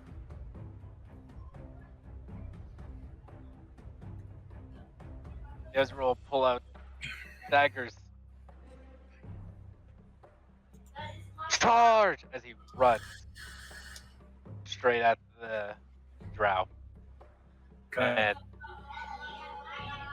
as he gets close, one of the first things that he will do is I will poison spray a area of 10 feet of Drow over to my right or to my left. Describe to me what that looks like. As I charge out, the army running behind me. I hold out my left hand just straight at the Drow as this green smoke begins to shoot out of it, covering a group of about 10, 15 Drow in just toxic gas as it starts choking in and out.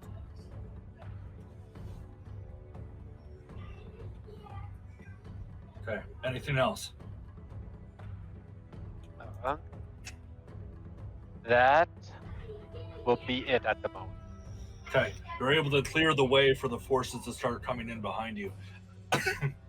As you jump on the wall to start spraying down for you to give yourself and the troops a safe landing, you see ladders and like temporary staircases just thrown up on the back side of the wall as the troops start running up the wall and jumping down to start like regaining some ground in front of the gate. There's a couple of casualties that are lost, but the opening you're able to provide gave them somewhere safe to land. As a good quarter of the troops during your turn are able to get over the wall. They're able to put up a shield wall right in front of the gates. Next up, Aslan. You see all of this unfold. What do you do? As there's nobody needing like any kind of emergency healing, he's continuing his Bigsby hand to just help clear the way and push battering rams if there's any back. He's just kind of like the Bigsby hand's out in like a slapping position, just swatting people like Drow back and forth in a more non-lethal way, though. Okay, go ahead and describe to me how that looks. Yeah, there's like this elephant type stump, basically, and it's just kind of not slowly, but 5 to 10 miles an hour kind of speed, just kind of pushing bodies into each other and kind of folding them back, like whether they fall down or not, he's just kind of pushing them to make way so people can get out, kind of clearing space.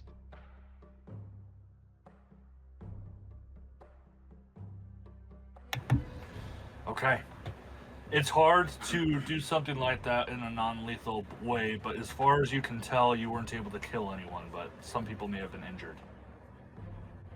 But you were able to successfully clear up more of the way, and as the army starts flooding in more and more past you, they're able to take more and more ground from what you've been able to free up. Gladdek. Gladdek is kind of being like that that strong arm with Yezreel, so like basically just on his right side, anytime there's like an opening for someone to kind of like come towards Yezreel, Gladdek's putting the hammer down, essentially. So it's one of those, Yezreel could kind of like move freely because everything else is covered.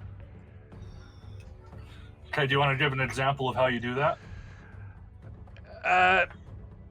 I guess it's kind of reactionary, right? So it depends on how the enemies are coming in. So, like if they come for like so like if they're coming in like at the side, he's kind of like, it's like the blind spot where Yezreel wasn't looking, and then all of a sudden the hammer swings and sends the dude flying. Essentially. So what you're able to do, Yezreel starts running down to allow this poisonous gas to free up some area for the troops. As one of the Drow starts to run in to bring a dagger down, and you're able to just baseball bat his skull and like send him spiraling. And you just do that repeatedly to allow him to run freely. Raven. I'm gonna put on my robe of stars, and I'm gonna start flying up and release all of them to go to the very front of the shield to have them back up a little bit more. Can you describe what that looks like? So I lift it up in the air, and I'm gonna just throw my hands slowly up in the air, and then as the stars come up from the robe, I'm gonna release them downward. Okay, cool. You're able to pelt almost like a star shotgun blast from the sky, just like riddling holes into foes in front of you. And Gladdek, as you're about to swing one down from trying to trip Yezreel in his initial charge, a huge crowd, almost like as if a star bomb just dropped onto the battlefield, has cleared your way for a quicker advance. Tar. Tar is gonna try to get the aerial advantage and try to be the highest object in the sky. Is there anything else that is flying? That's flying, or is it just the one big thing? Perception. Aye, Captain. Let's see here.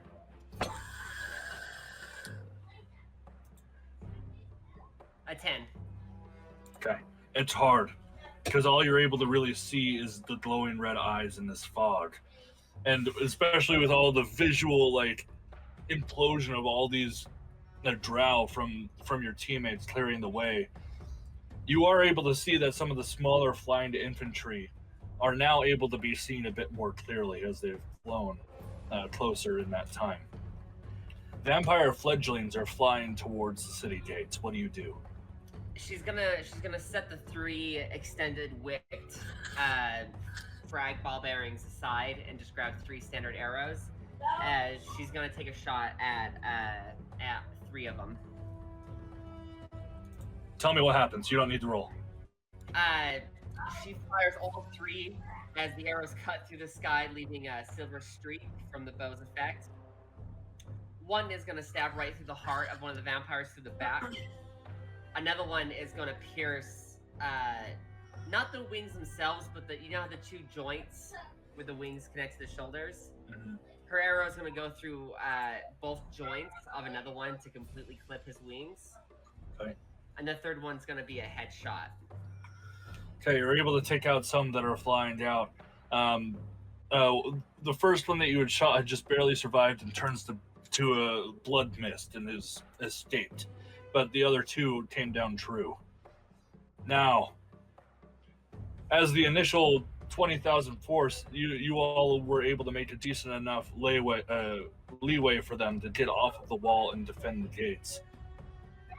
You see a horse with a rider in resplendent white plate jump off the wall and start taking off to the sky as a massive hammer of like glowing gold light just comes down from the sky and drops down onto the enemies. You see an implosion of drow bodies just explode outwards as a crater is beneath, just in a burning radiant light. It was blinding to see the hammer come down with this immense force as Felix Evermore joins the fray. Yezreel, we're able to push back about a good 100 yards of drow, but as you're trying to make your next move, the drow are now engaging. At this point, they've all started to raise their pikes and their swords and shields, start clanging them together with their shields in front of them and just pushing a shield wall closer and closer towards the troops. As two volleys of two groups of archers in the back start shooting down volleys of arrows. Because of the troops, you were able to make some ground. Some of them have some injuries, but it doesn't seem like there's any casualties. Everyone seemed to be pretty well armored and defended before the volley was able to take place, thanks to you guys. But Yezreel, as everyone starts making their charge and like pouring into this crater that Felix had just created for you, is almost now completely filled with drow again. What are you doing with the quickly regenerating forces? Yezreel is going to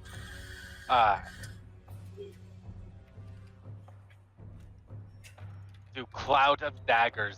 Dope. As Yezreel is kind of behind, bit in front of the shield wall. He puts up both of his hands in front of the drow, beginning to encroach on them. Seeing as you're about to do this, behind you, a couple of soldiers with tower shields go on your backside to defend the troops, to let you just let loose a volley of daggers. My hands go out, and about 5 feet in front of me, 6-foot area of just daggers starts slicing through the drows, clearing out as much as it can. Dope. Anything else?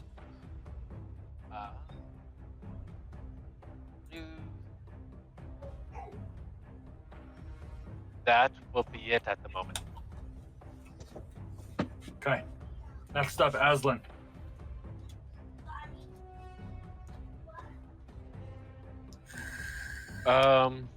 As of this moment, as long as there's not anybody severely injured, he will just kind of make his effort to help reinforce the gate. If everybody's outside, if not, he will keep the Bigsby hand on standby. It seems like you have some heavily armored tower shield knights that are staying on the initial guard directly in front and behind the gates. What would you be doing to enforce the gates at this point? At this point, he would kind of take the Bigsby's hand, having a vast superior strength of 26, and it would just be picking up rocks and debris and just piling it and shoving it against the gate, kind of just making a debris pile, reinforcing the gate so it's like it can't be pushed open. Okay. The guards move out of the way and try to carry as big of stones as they can to help you in this respect. Okay. Gladdek. Trying to capitalize on their shield formation, imbuing Morden into his hammer. It's going to start to glow red, and it's kind of like that straight out of the forge sort of look. So it's red hot, and there's like sparks of flame coming off of it. So whenever he strikes, he's imbuing with Searing Smite, trying to catch shields on fire as he's pushing back the line. Okay. Yeah, you're successfully able to do that. And it's pretty effective. And seeing a cleric of such high power, it resigns with a couple of the... not resigns. Resonates. Resonates. Thank you. It That was resonates with some of the things cleric I general's just forces. waited Like for. you've only really met this person once, but it's the Tybalt Stoneclaw. Some of his forces seem to be invigorated seeing such powerful clerical magic being used. Now, Raven, you're up. I'm going to do Scorching Ray and aim it towards behind their shield wall Okay, to kind of disperse some of the archers that are behind them. tell me what it looks like. So as I'm still up in the air and observing the area, I look towards the archers and cast this red flame in my hand and just start spewing, throwing like daggers Awesome. of rays down. You just start chucking these homing flame balls that just go and, like, as they're about to be blocked by the Drow, kind of veer around and hit them in the back of the head or in the shoulder. And it seems like you've broke their front line with Gladdek's help. Tar. It seems like with some of the aerial forces taken down by your bow at first, it looks like now your arrows will be more effective with the shield wall broken.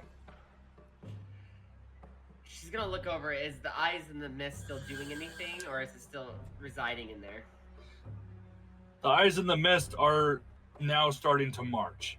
With the first round, they were still waiting orders of some kind, but now seem to have gotten those orders. Rather than staying still, they are now marching. But the shield wall has been broken, and you've been able to at least push back the aerial forces as much as you can. But what would you like to do now? She's gonna not grab the extended wicks, but she'll grab some more of her other fireball bearings. And she's gonna fly just directly above the cloud of mist itself and start firing the three more frag ball bearing arrow tips into the mist crowds of eyes. Okay, tell me what that looks like. You just see these silver streaks go into, like, from afar. Aslan then would see from Tar's position these three silver streaks cut through the air. Before, inside the mist, you just see explosions. You know, like how you see like explosions happening in smoke. You don't see everything, but you see like the small hues of fire and stuff. It basically looks like that as ball bearings are shooting out of the smoke. Okay. And into it, of course. All right. So, with the shield wall broken and the forces diminished enough to where your militia can start making their charge forward to meet up with Felix. The Drow don't seem to be slowing down at all. In a very unflinching way, just continue marching forward, almost hypnotically.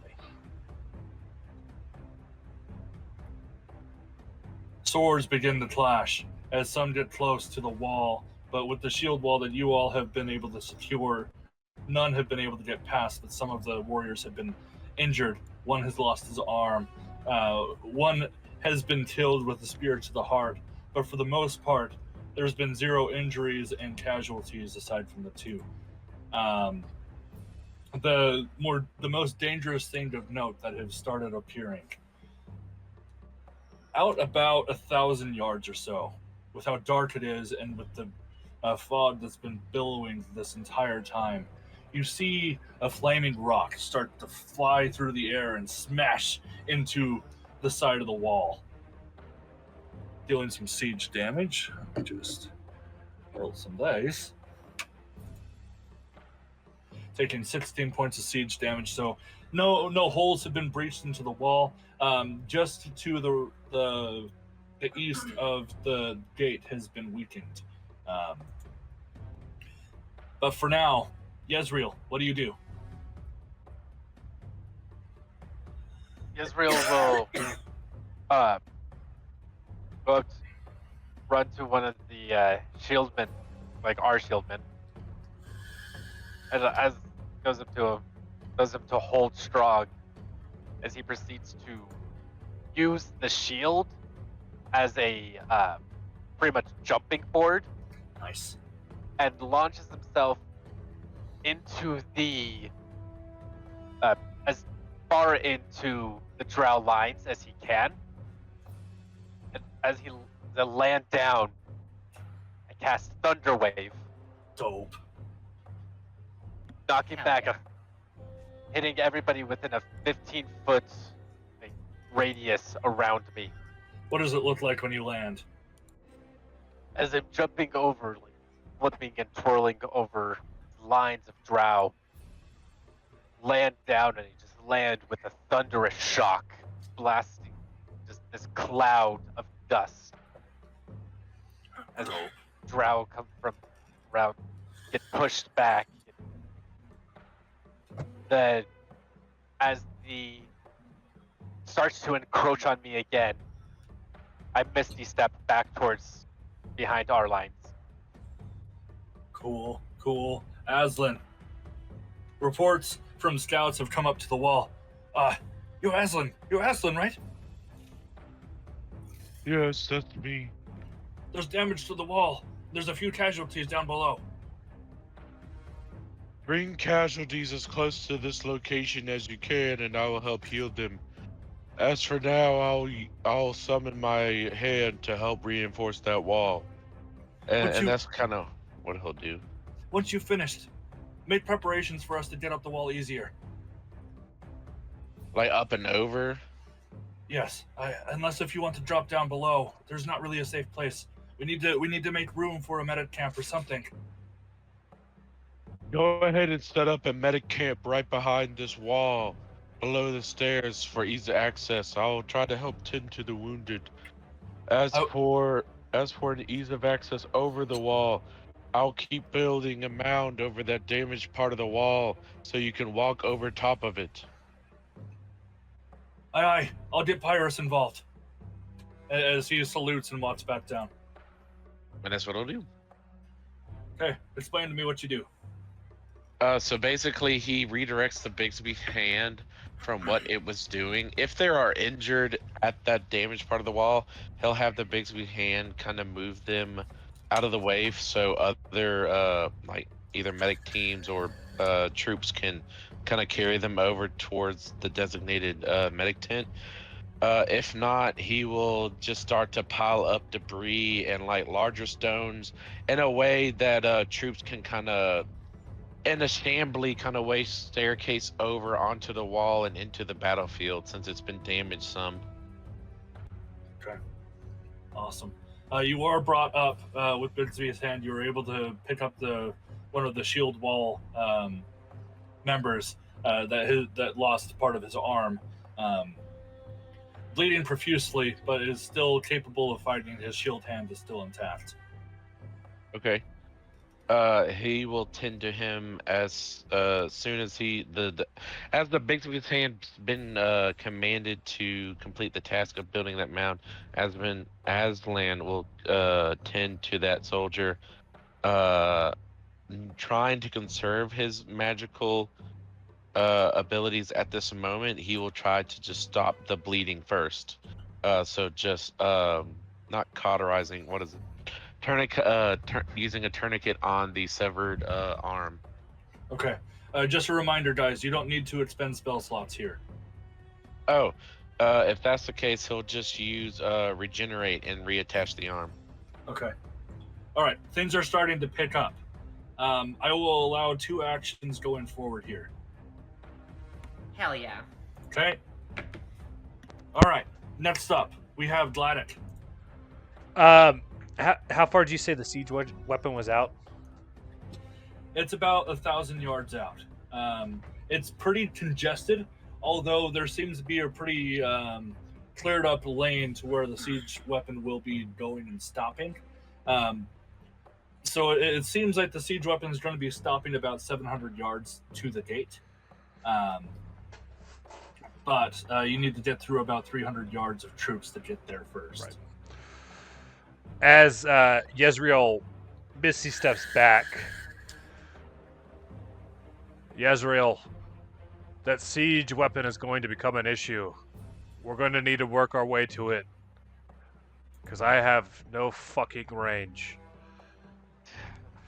as he right. started, basically just a combination of his shield and warhammer, kind of like trying to clear a path down that way, hoping that Tar kind of catches on because she's got a better vantage of what's happening. Okay. Next up, Raven. I'm going to this part's a bonus action, but I'm gonna look to Tar, quickly jump over to her and poison some arrows for her to Okay. use. Dope. And then I'm going to go down in front of where Yesreel and Gladdek are and say, let me light this bitch up. And Hell yeah. I'm gonna sunbeam full force. That's fucking awesome. Tell me what this sunbeam looks like in pitch black. And, Oh! and so I'm, like I said, I'm gonna stand in front of him, say, let me light this bitch up. And as I turn around, I'm just gonna snap my fingers and it'll start going. So tell me what the sunbeam looks like. It just illuminates as far out as it can go, just to kind of, one, it gathers more scenery, and two, it helps to just get rid of bitches. Awesome. Tar, with a raven giving you poison-tipped arrows now, and you're able to have a better vision with this ray of light that's starting to burn the fuck out of Drow below. Tell me, what do you do with your turn? There seems to be some aerial forces that have been flying in, some more vampire fledglings, but it seems like they're trying to head towards the siege weapon. What do you do? She's gonna fire, how many poison arrows did I get? Yes. I can do 3 at a Great. time, and I give her a full stack. So I'm not worried about the numbers. Just Okay, perfect. play your turn. She's gonna fire 3 of the poison arrows at 3 different targets. Each hitting one as close to the heart or the head as possible, so the poison can spread faster. And as she goes, choo, choo, choo, she aims her hand and watches the sunbeam in awe as she'll join in on this and do a moonbeam combo. Oh! Yes! Tell me what this looks like. She says a few words in Draconic as it looks like the moon itself is glowing as a beam will shoot and basically follow side by side with this sunbeam and doing a twin beam barrage. Okay. With this double beam barrage and your assault with your poison-tipped arrows, you're able to at least halt the vampiric fledglings from approaching closer, but also helping Gladdek and Yesreel like much further along. Now, once it's their turn, they can proceed much, much closer to the catapult, or at least the siege weapon. Now, there is a demonic screech in the sky as this hulking behemoth of a creature flies ever closer, and it seems like the eyes that have been glowing at you this entire time have started to glow brighter, and everyone seems to be getting stronger, getting closer and closer, pushing the line further and further, but not being able to go much further beyond these 2 beams that have been dropped down from the sky. Things are starting to look a little rough. When all of a sudden, you hear horns that are blowing off in the east. As you see like torches just coming down the hills. And one person in particular on the back of a ram is just charging down from the east. Atop of Penelope, Cain Maxwell comes running in, leading the charge from the east. Yes! Oh, yes. Get it, Cain! Get it! You see like several siege weapons just come flying forward from the east as they're approaching and pounding bullets and bullets of troops closer and closer to the gate as your reinforcements have arrived. Yesreel. As I go with Gladdek to take down the siege, I yell at the troops, hold strong, do not let the wall fall. As he pushes forward with Cain, casting attacking with my dual daggers in Gladdek's blind spots, using booming blades with them as well. Dope. So with each strike, it's just like they're just hearing sonic booms throughout their ranks as we proceed to get closer and closer to that siege weapon. Okay. All right, Aslan. A creature starts flying from above and drops down. It seems like an eagle of some kind had transformed into a scout.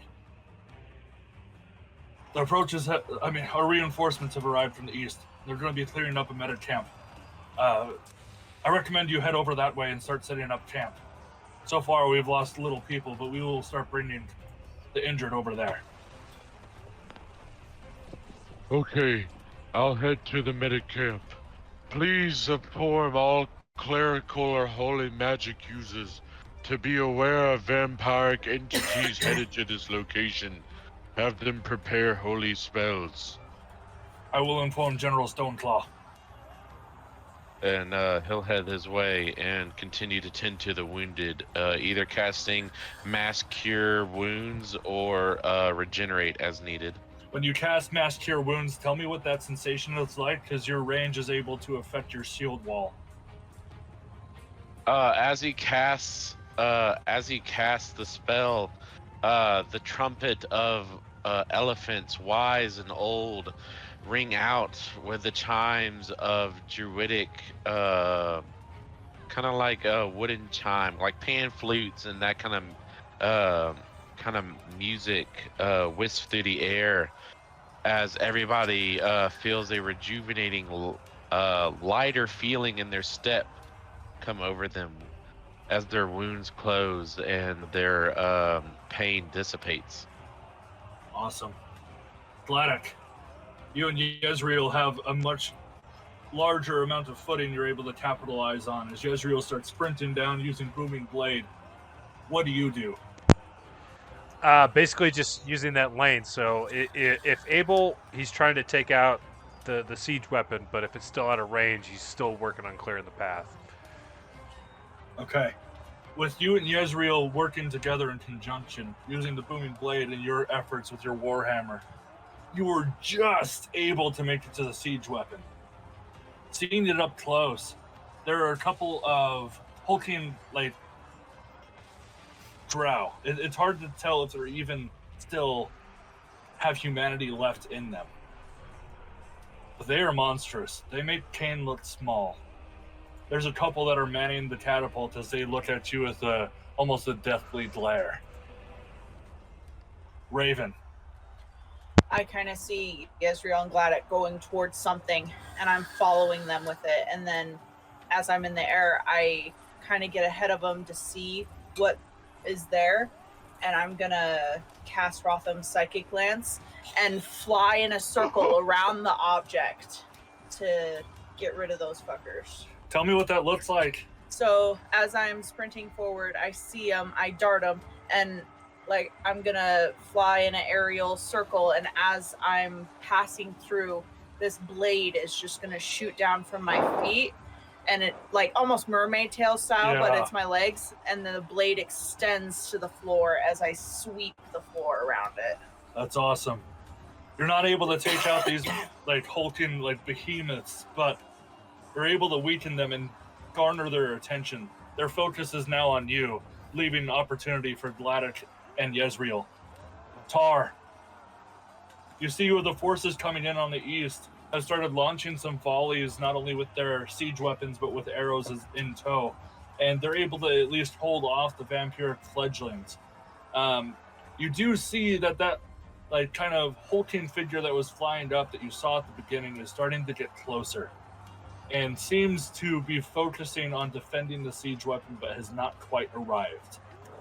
Tar is gonna aim two of her fingers at her moonbeam as if she's grabbing it with a mouse, and she's gonna fling her arm and aim at the hulking figure as if she's dragging the moonbeam over to him before she's gonna let out a volley of one poison arrow and two extended wick frag ball mine arrow tips. Okay, tell me what that looks like. As the moonbeam cuts through the mist and goes towards the hulking figure, she grabs all 3 arrows and fires them at once. The 3 streaks cut across.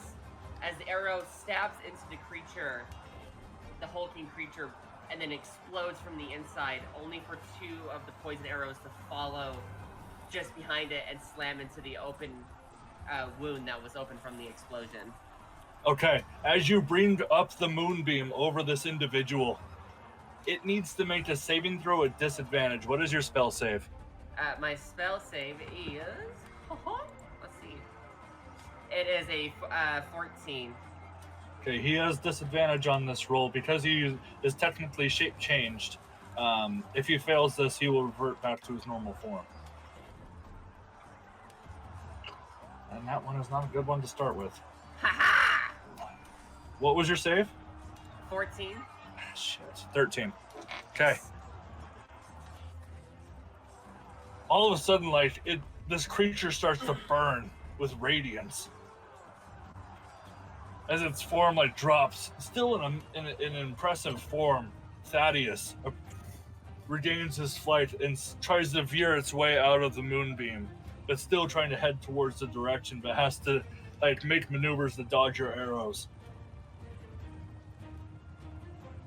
Okay, your reinforcements, they're not quite arrived yet. They were pretty far to the east, but the front line reinforcements have just about come to the cusp of the start of the siege and are starting to weaken the eastern approach. As to where Cain starts coming in a relentless, reckless rage, and just starts bringing out his whip and cutting throats of people right in front of him. Penelope jumping on the skulls of Drow in front of him, just starting to charge closer and closer to help his allies. Yezreel. Israel will, noticing that one of the hulking Drow is distracted, will stab into the back of its neck, up into its jaw. So you disappear into the shadows and the fog, and you appear right next to him and just stab right into his jaw. Yeah, right into his jaw. It seems like this is still not enough to take him down. What do you do? I have my second dagger, and I use the leverage of the one that I have in my hand, and my second one, and pull the second one through its neck. As you do, it takes so much strength. You stab one through the jaw and the other one just right above, and you leverage them both up as the head just plops up and the body falls, and you flip off to try to get to the next one. Aslan. With my bonus action, I'm going to continue to command the hand to make a access for allied troops to get over the wall, as well as just kind of hold the enemy at bay so they can't get through that same access. As if there are more injured coming in, he will maintain his focus on that unless other party members have been injured or generals as well. You see that part of your shield wall has decided to split. Your shield wall is now a little bit diminished, but it's to protect the medics that are pulling injured over to the east. They're just trying to create a shield wall to walk them out. Sure. Yeah, and that's what he'll continue to do. He doesn't have much of anything to do at this moment. If anybody, how far is the rest of the party from him at this point? You see that all of them have kind of approached the siege weapon about 300 yards to your south. Okay. At this point, you spent some time reinforcing the gate and created a rough enough step where it'd be hard for someone injured to climb up, but it's possible. With assistance, they can get up. So you can start making your way east or do whatever you would like to do. But at this point, that's about as good as access that Binsby's hand is able to do with not so delicate fingers. Gotcha. Okay, that's all he can do. Everybody's about out of his range as of right now, so he'll continue just to aid the forces and keep people up in the fight. Gladdek, you just see Yezreel pop the head off of one of these behemoths as Raven is trying to cut the hamstrings of all of them, leaving you a direct open attack. Well, in typical Gladdek fashion, he's going to open up with a shot to the knee to bring him down to size, and then looking to split the melon on a downward strike after that. The hamstrings have been cut by the iconic blade. As you hit the same weakened knee, it's forced to go down onto its knee, but is, because of both legs being cut, ends up falling face first into the ground. You take this moment to just sledgehammer that motherfucking skull, and it just obliterates underneath you. You're smeared with blood from head to toe. But it seems like the catapult is no longer manned. It's going to take a lot of work to try to dismantle this thing or destroy it. But the threat has been temporarily eliminated. Raven.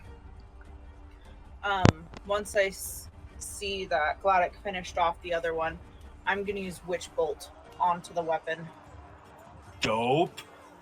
And I'm just going to fly up in the air a little bit further and just release my hands down as lightning just strikes from both my hands onto this weapon with all my force. Okay, tell me what level you're casting it at so I can see how much siege damage is done. Oh, I'm going full speed, 8th Full level. throttle. How many dice is that? 8d12. Wow, we're just going to use Google for that. Okay.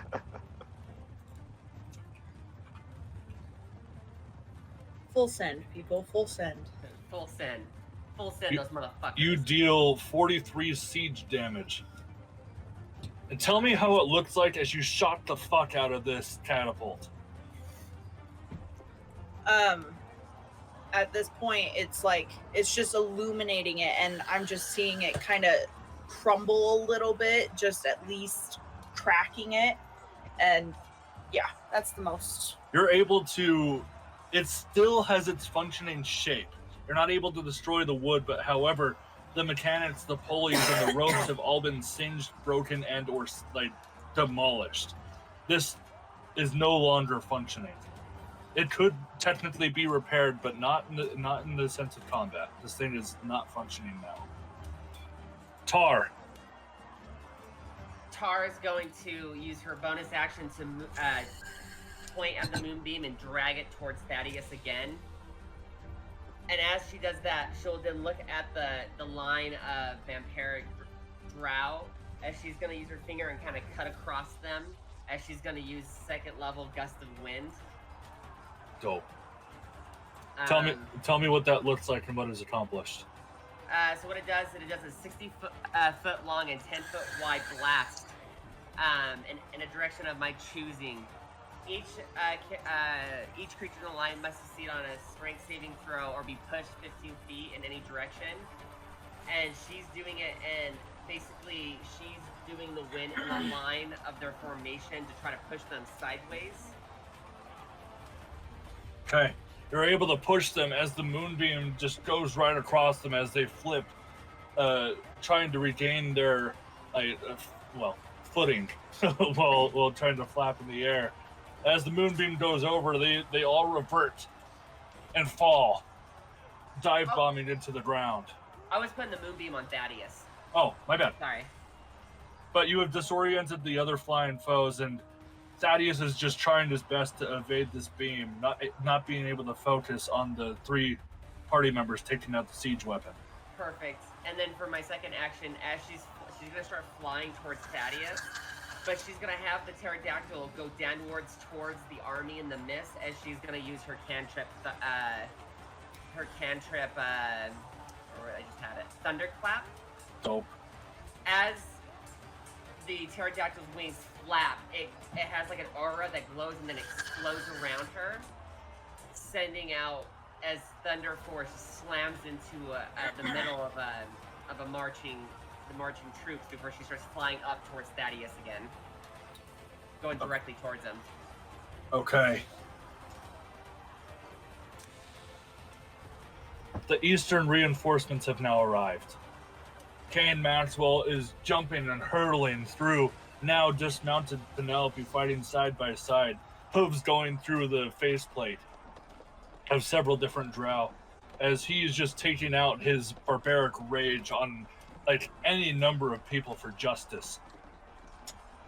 And it's hard not to get distracted by the might that he's producing when all of a sudden you hear cannon fire. Looking over to the west, just right off the shore, several of the battleships have started firing cannons into the fray. But with the siege weapons on the siege weapons on the east, and the cannon fire from the west, you guys have recovered about 300 yards where Drow have just been pushed back, and now the Seven Lion Pride army is able to form ranks and now have joined with each of their generals on the battlefield. Specifically with Tybalt Stoneclaw reinforcing the east, and have now started putting together a pretty solid medic team with combat surgeons, combat medics, and several different life domain clerics trying to rejuvenate and bolster the ranks. When at this time, Thaddeus drops to the ground as he is able to finally evade the moonbeam.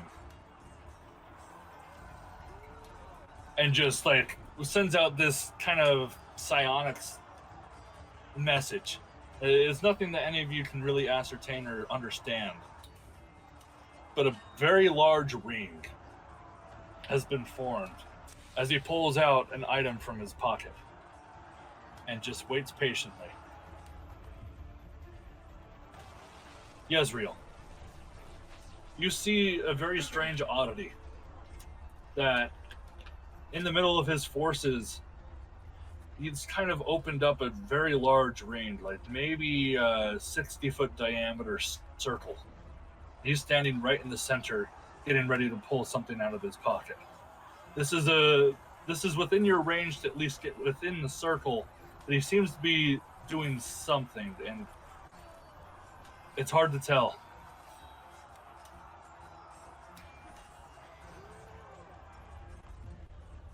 Gladdek, we need to get to him.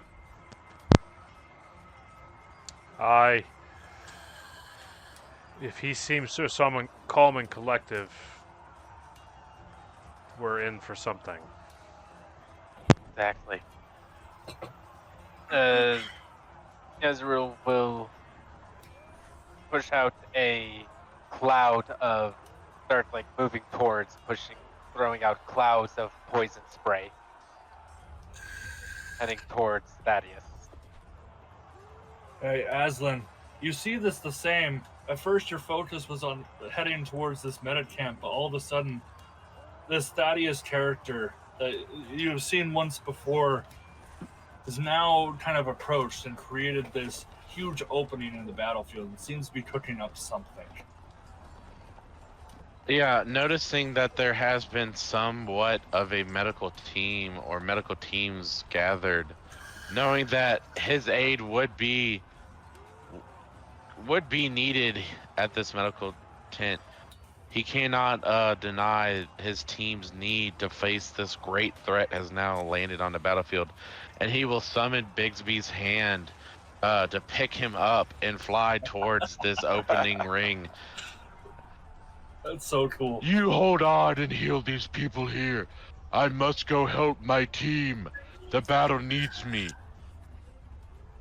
As this elephant hoof kind of stomps up some ground, kind of like when you swing some dirt up with a golf club, and it picks Aslan up, and in a crouch kind of almost on a forehand or all down on one knee kind of stance with his hands on the palm of the hand. He is flying towards Thaddeus to support his team. Gladdek. Yezreel has cleared out a pretty solid chunk of the forces in order for you to get closer, but is unable to have the manpower to break the rest of the line. obviously, Gladdek's going to assist with pushing towards Thaddeus. Is Raven or Tar within 60 feet? Raven is, but Tar is flying above, and we'll get to what Tar is doing here shortly. As we start making this push, Gladdek assumes that Raven's also going to be coming with us, and he's going to cast Shield of Faith, bumping. Basically, she's going to see this sort of like ethereal sort of coating come over her, giving her a bump to her AC. It's a +2 for meta concerns, but since we're still theater of the mind, I don't know if it matters yet. I'll let it count here. Okay. Raven, as you're starting to see that Gladdek and Yezreel are starting to clear a line to get up to this ring that's opened around Thaddeus, it distracts you for a moment when this giant sledgehammer comes flying towards you. You see it at the last second as like an ethereal shield pops up and deflects the blow. It gives you the time to fly towards your team. What would you like to do? I'm actually going, as I see that, I start flying down, and I'm actually going to pick up one of the shattered pieces from the cannon rig, Sure. or whatever the fuck it was, and I'm going to fly as close as I can towards Thaddeus, and I'm going to cast, where the fuck is it? Where is it? Oh, phase enchantment. I'm gonna whisper into this piece, "You are gone," and I'm gonna chuck it as far as I can, and it damages the soul of the enemy towards him. Oh shit. Ooh, nice. Okay, can you explain to me on a meta term what that means? Like, read it. Yeah. Object that is touched by the spellcaster has the ability to create astral projection of the weapon, phasing through the physical plane and damage the soul of the enemy. Okay. So That's cool. that's targeted at Thaddeus. Mm-hmm. He's about to pull the item out of his satchel, and all of a sudden he gets like a pierce through his mind, and he like recoils a bit and kind of looks, trying to see where it came from. It seems like he has a splitting migraine getting hit from somewhere. Not unable to see the ethereal plane, was completely caught off guard, but continues to try to reach into his pack. Tar, you see this huge hole within the enemy ranks that have allowed Thaddeus to like access something within his pack, but your teammates are trying so hard to prevent this from happening. What do? As you see Aslan picked up by his own bits of his hand to head towards the same area. She's gonna have the pterodactyl nosedive towards Thaddeus as she aims her hand at him and begins chanting Druidic as more mycelium starts to grow around her, as she's gonna cast Hold Person on him. A valiant attempt. As you send out Hold Person, tell me what that's going to look like. Basically, this bubble of purple forms around him as it's about to like, and then it basically like encloses on him, kind of like an airtight suit of purple energy. No, green energy. Sorry, green energy. It seems like he's halted by this for a moment, but immediately shatters the spell. This is a monster. She pulls out her brother's broken longsword as she nosedives, as she war cries, "Ah!" Jumping off of the pterodactyl, rolling. She's gonna go for a trip attack on Thaddeus. Okay, we will get to that in just a moment. I will let you play that out for sure, but something is going to happen here shortly. That's totally fine. She basically jumps off the pterodactyl as it disperses during the nosedive. She hits the ground as the Susanoo cage forms around her as she does a roll and appears in front of Thaddeus with the short sword in a reverse style as she goes to attack him and attempt to do the trip attack. As this is about to happen, you go for the trip and it hits his lead, and it's unwavering. It makes like the metallic part of your body just kind of like stun. it sends a shiver, like almost as if you're using an axe on stone. It sends a vibration all the way up to your like freaking skull. Oh shit. And you recoil, and you look at him in the eyes, and all of a sudden you feel this intense heat coming from your left. As you see a massive dragon fire just go through enemy ranks, as Cain Maxwell jumps over and goes right next to you, as Dahlia comes up bearing the flame tongue axe, standing in tow. Hell yeah.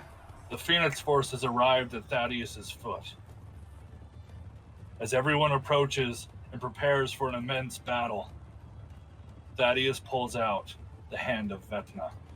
Oh shit. And that's where we're going to end tonight's session. No. Don't you dare! Damn, I was Don't gonna you say, oh no, dare. fucked up. Fuck!